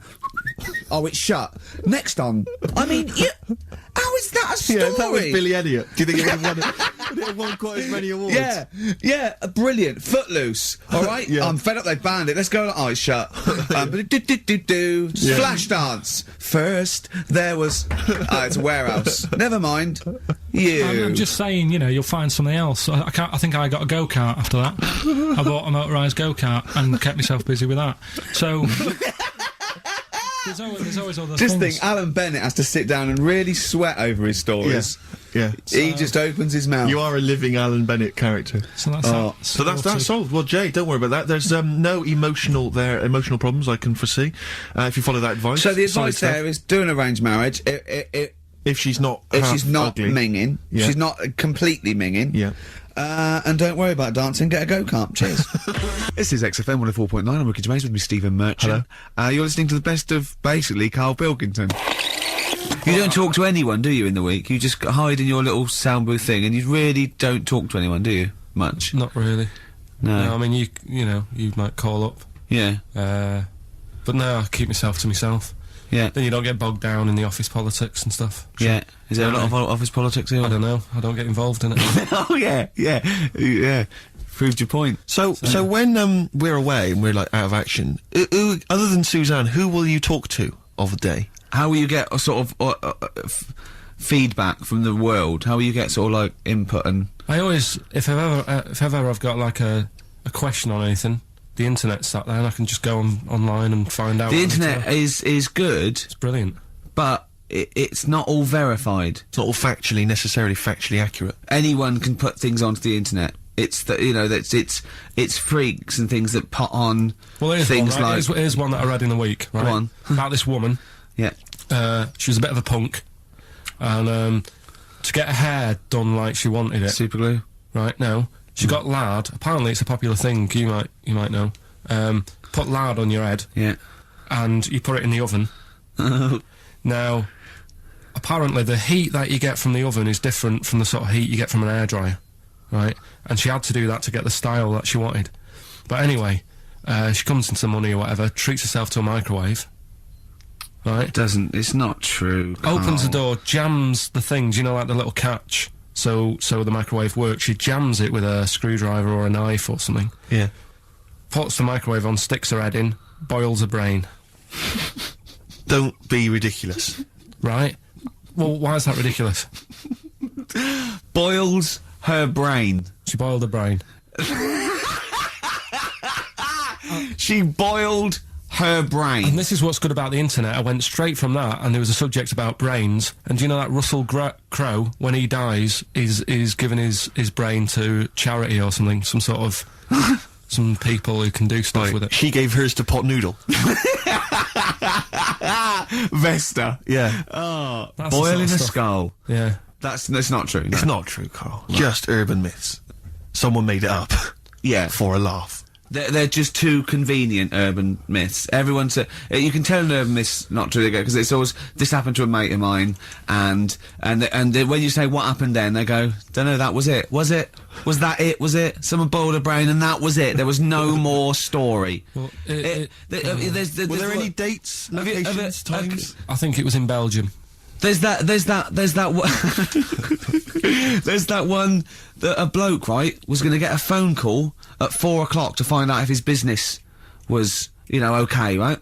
And if he didn't get the phone call, he knew he was broke, destitute. So dead on 4 o'clock, the phone didn't ring, so he went up to the roof, his office, and he jumped off to commit suicide. And as he was passing his window, the phone was ringing. Oh no.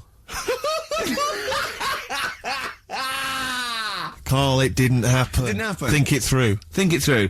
Who told that story? Who told that story? As he hit the pavement at 120 miles an hour. He's the only person who could have known that series of incidents. Also, why didn't And he he's wait? dead. As his life's at stake, why didn't he wait till 5 past? I said I'm gonna give it 5 minutes just in Just case. in case the lines are busy. Yeah. And what sort of bloke goes, I'll call you at 4, okay, if your business, well, call me anyway. No, if I don't call exactly 4, then, no, you commit suicide. Commit suicide. I would, because if I don't call at 4, that's the end of it. Well, call me anyway. No, that's not the way I work. Why can't you just call me and tell me the other way? Well, I'm telling you how I do it. If you're bust, I don't call. Can't you just call to verify in case something goes wrong? What if it's engaged? It won't be engaged. Just commit suicide at 4, please. It didn't happen, Carl. The other one, right? A bloke, right? He's on a train station, and I say I heard it. He's waiting for his crew station, waiting for, and he shits himself. As you do. And so he goes, oh, my train's in 5 minutes, so he runs across to Millets and goes, quick, Levi's 36. The bloke just puts it in a bag, he runs onto the train, he goes into the toilet, takes his trousers and pants off. He's soiled. Yes. Pants. Throws them out of the window. I won't be needing those again. Cleans himself off, open the bags, it's a jacket. Oh. No, it didn't happen, Carl! At what point did he go into it and go, quick, Levi's 36, and the bloke went, sorry, Levi's 36, what, a pair? No, shall I wrap them? Them? It? Shall I wrap? Just wrap whatever it is. Do you want to look? No, I'm not looking when you're putting it in the bag, please. Right? Well, 36 waist stories, well, don't say anything. I've told you 36 Levi's. They put it in a bag and charged me for it. Yeah. I don't want to discuss it further. Yeah. There was one. Here we go. There was one about a woman whose husband died, and she had him cremated. Yeah. And made like a little egg timer out of him. Mm. And she said, I did that so it can still help around the kitchen. Well, that might be true. That might be a joke. That's quite sweet. That might be true. It's true stories again. It was all. No, not again, because the ones I just told weren't. Nor is the boiling the brains in a bag curry microwave. Head story true. Yeah. That's all. I'd like to play a beautiful song now by Cat Stevens called Lily White. It's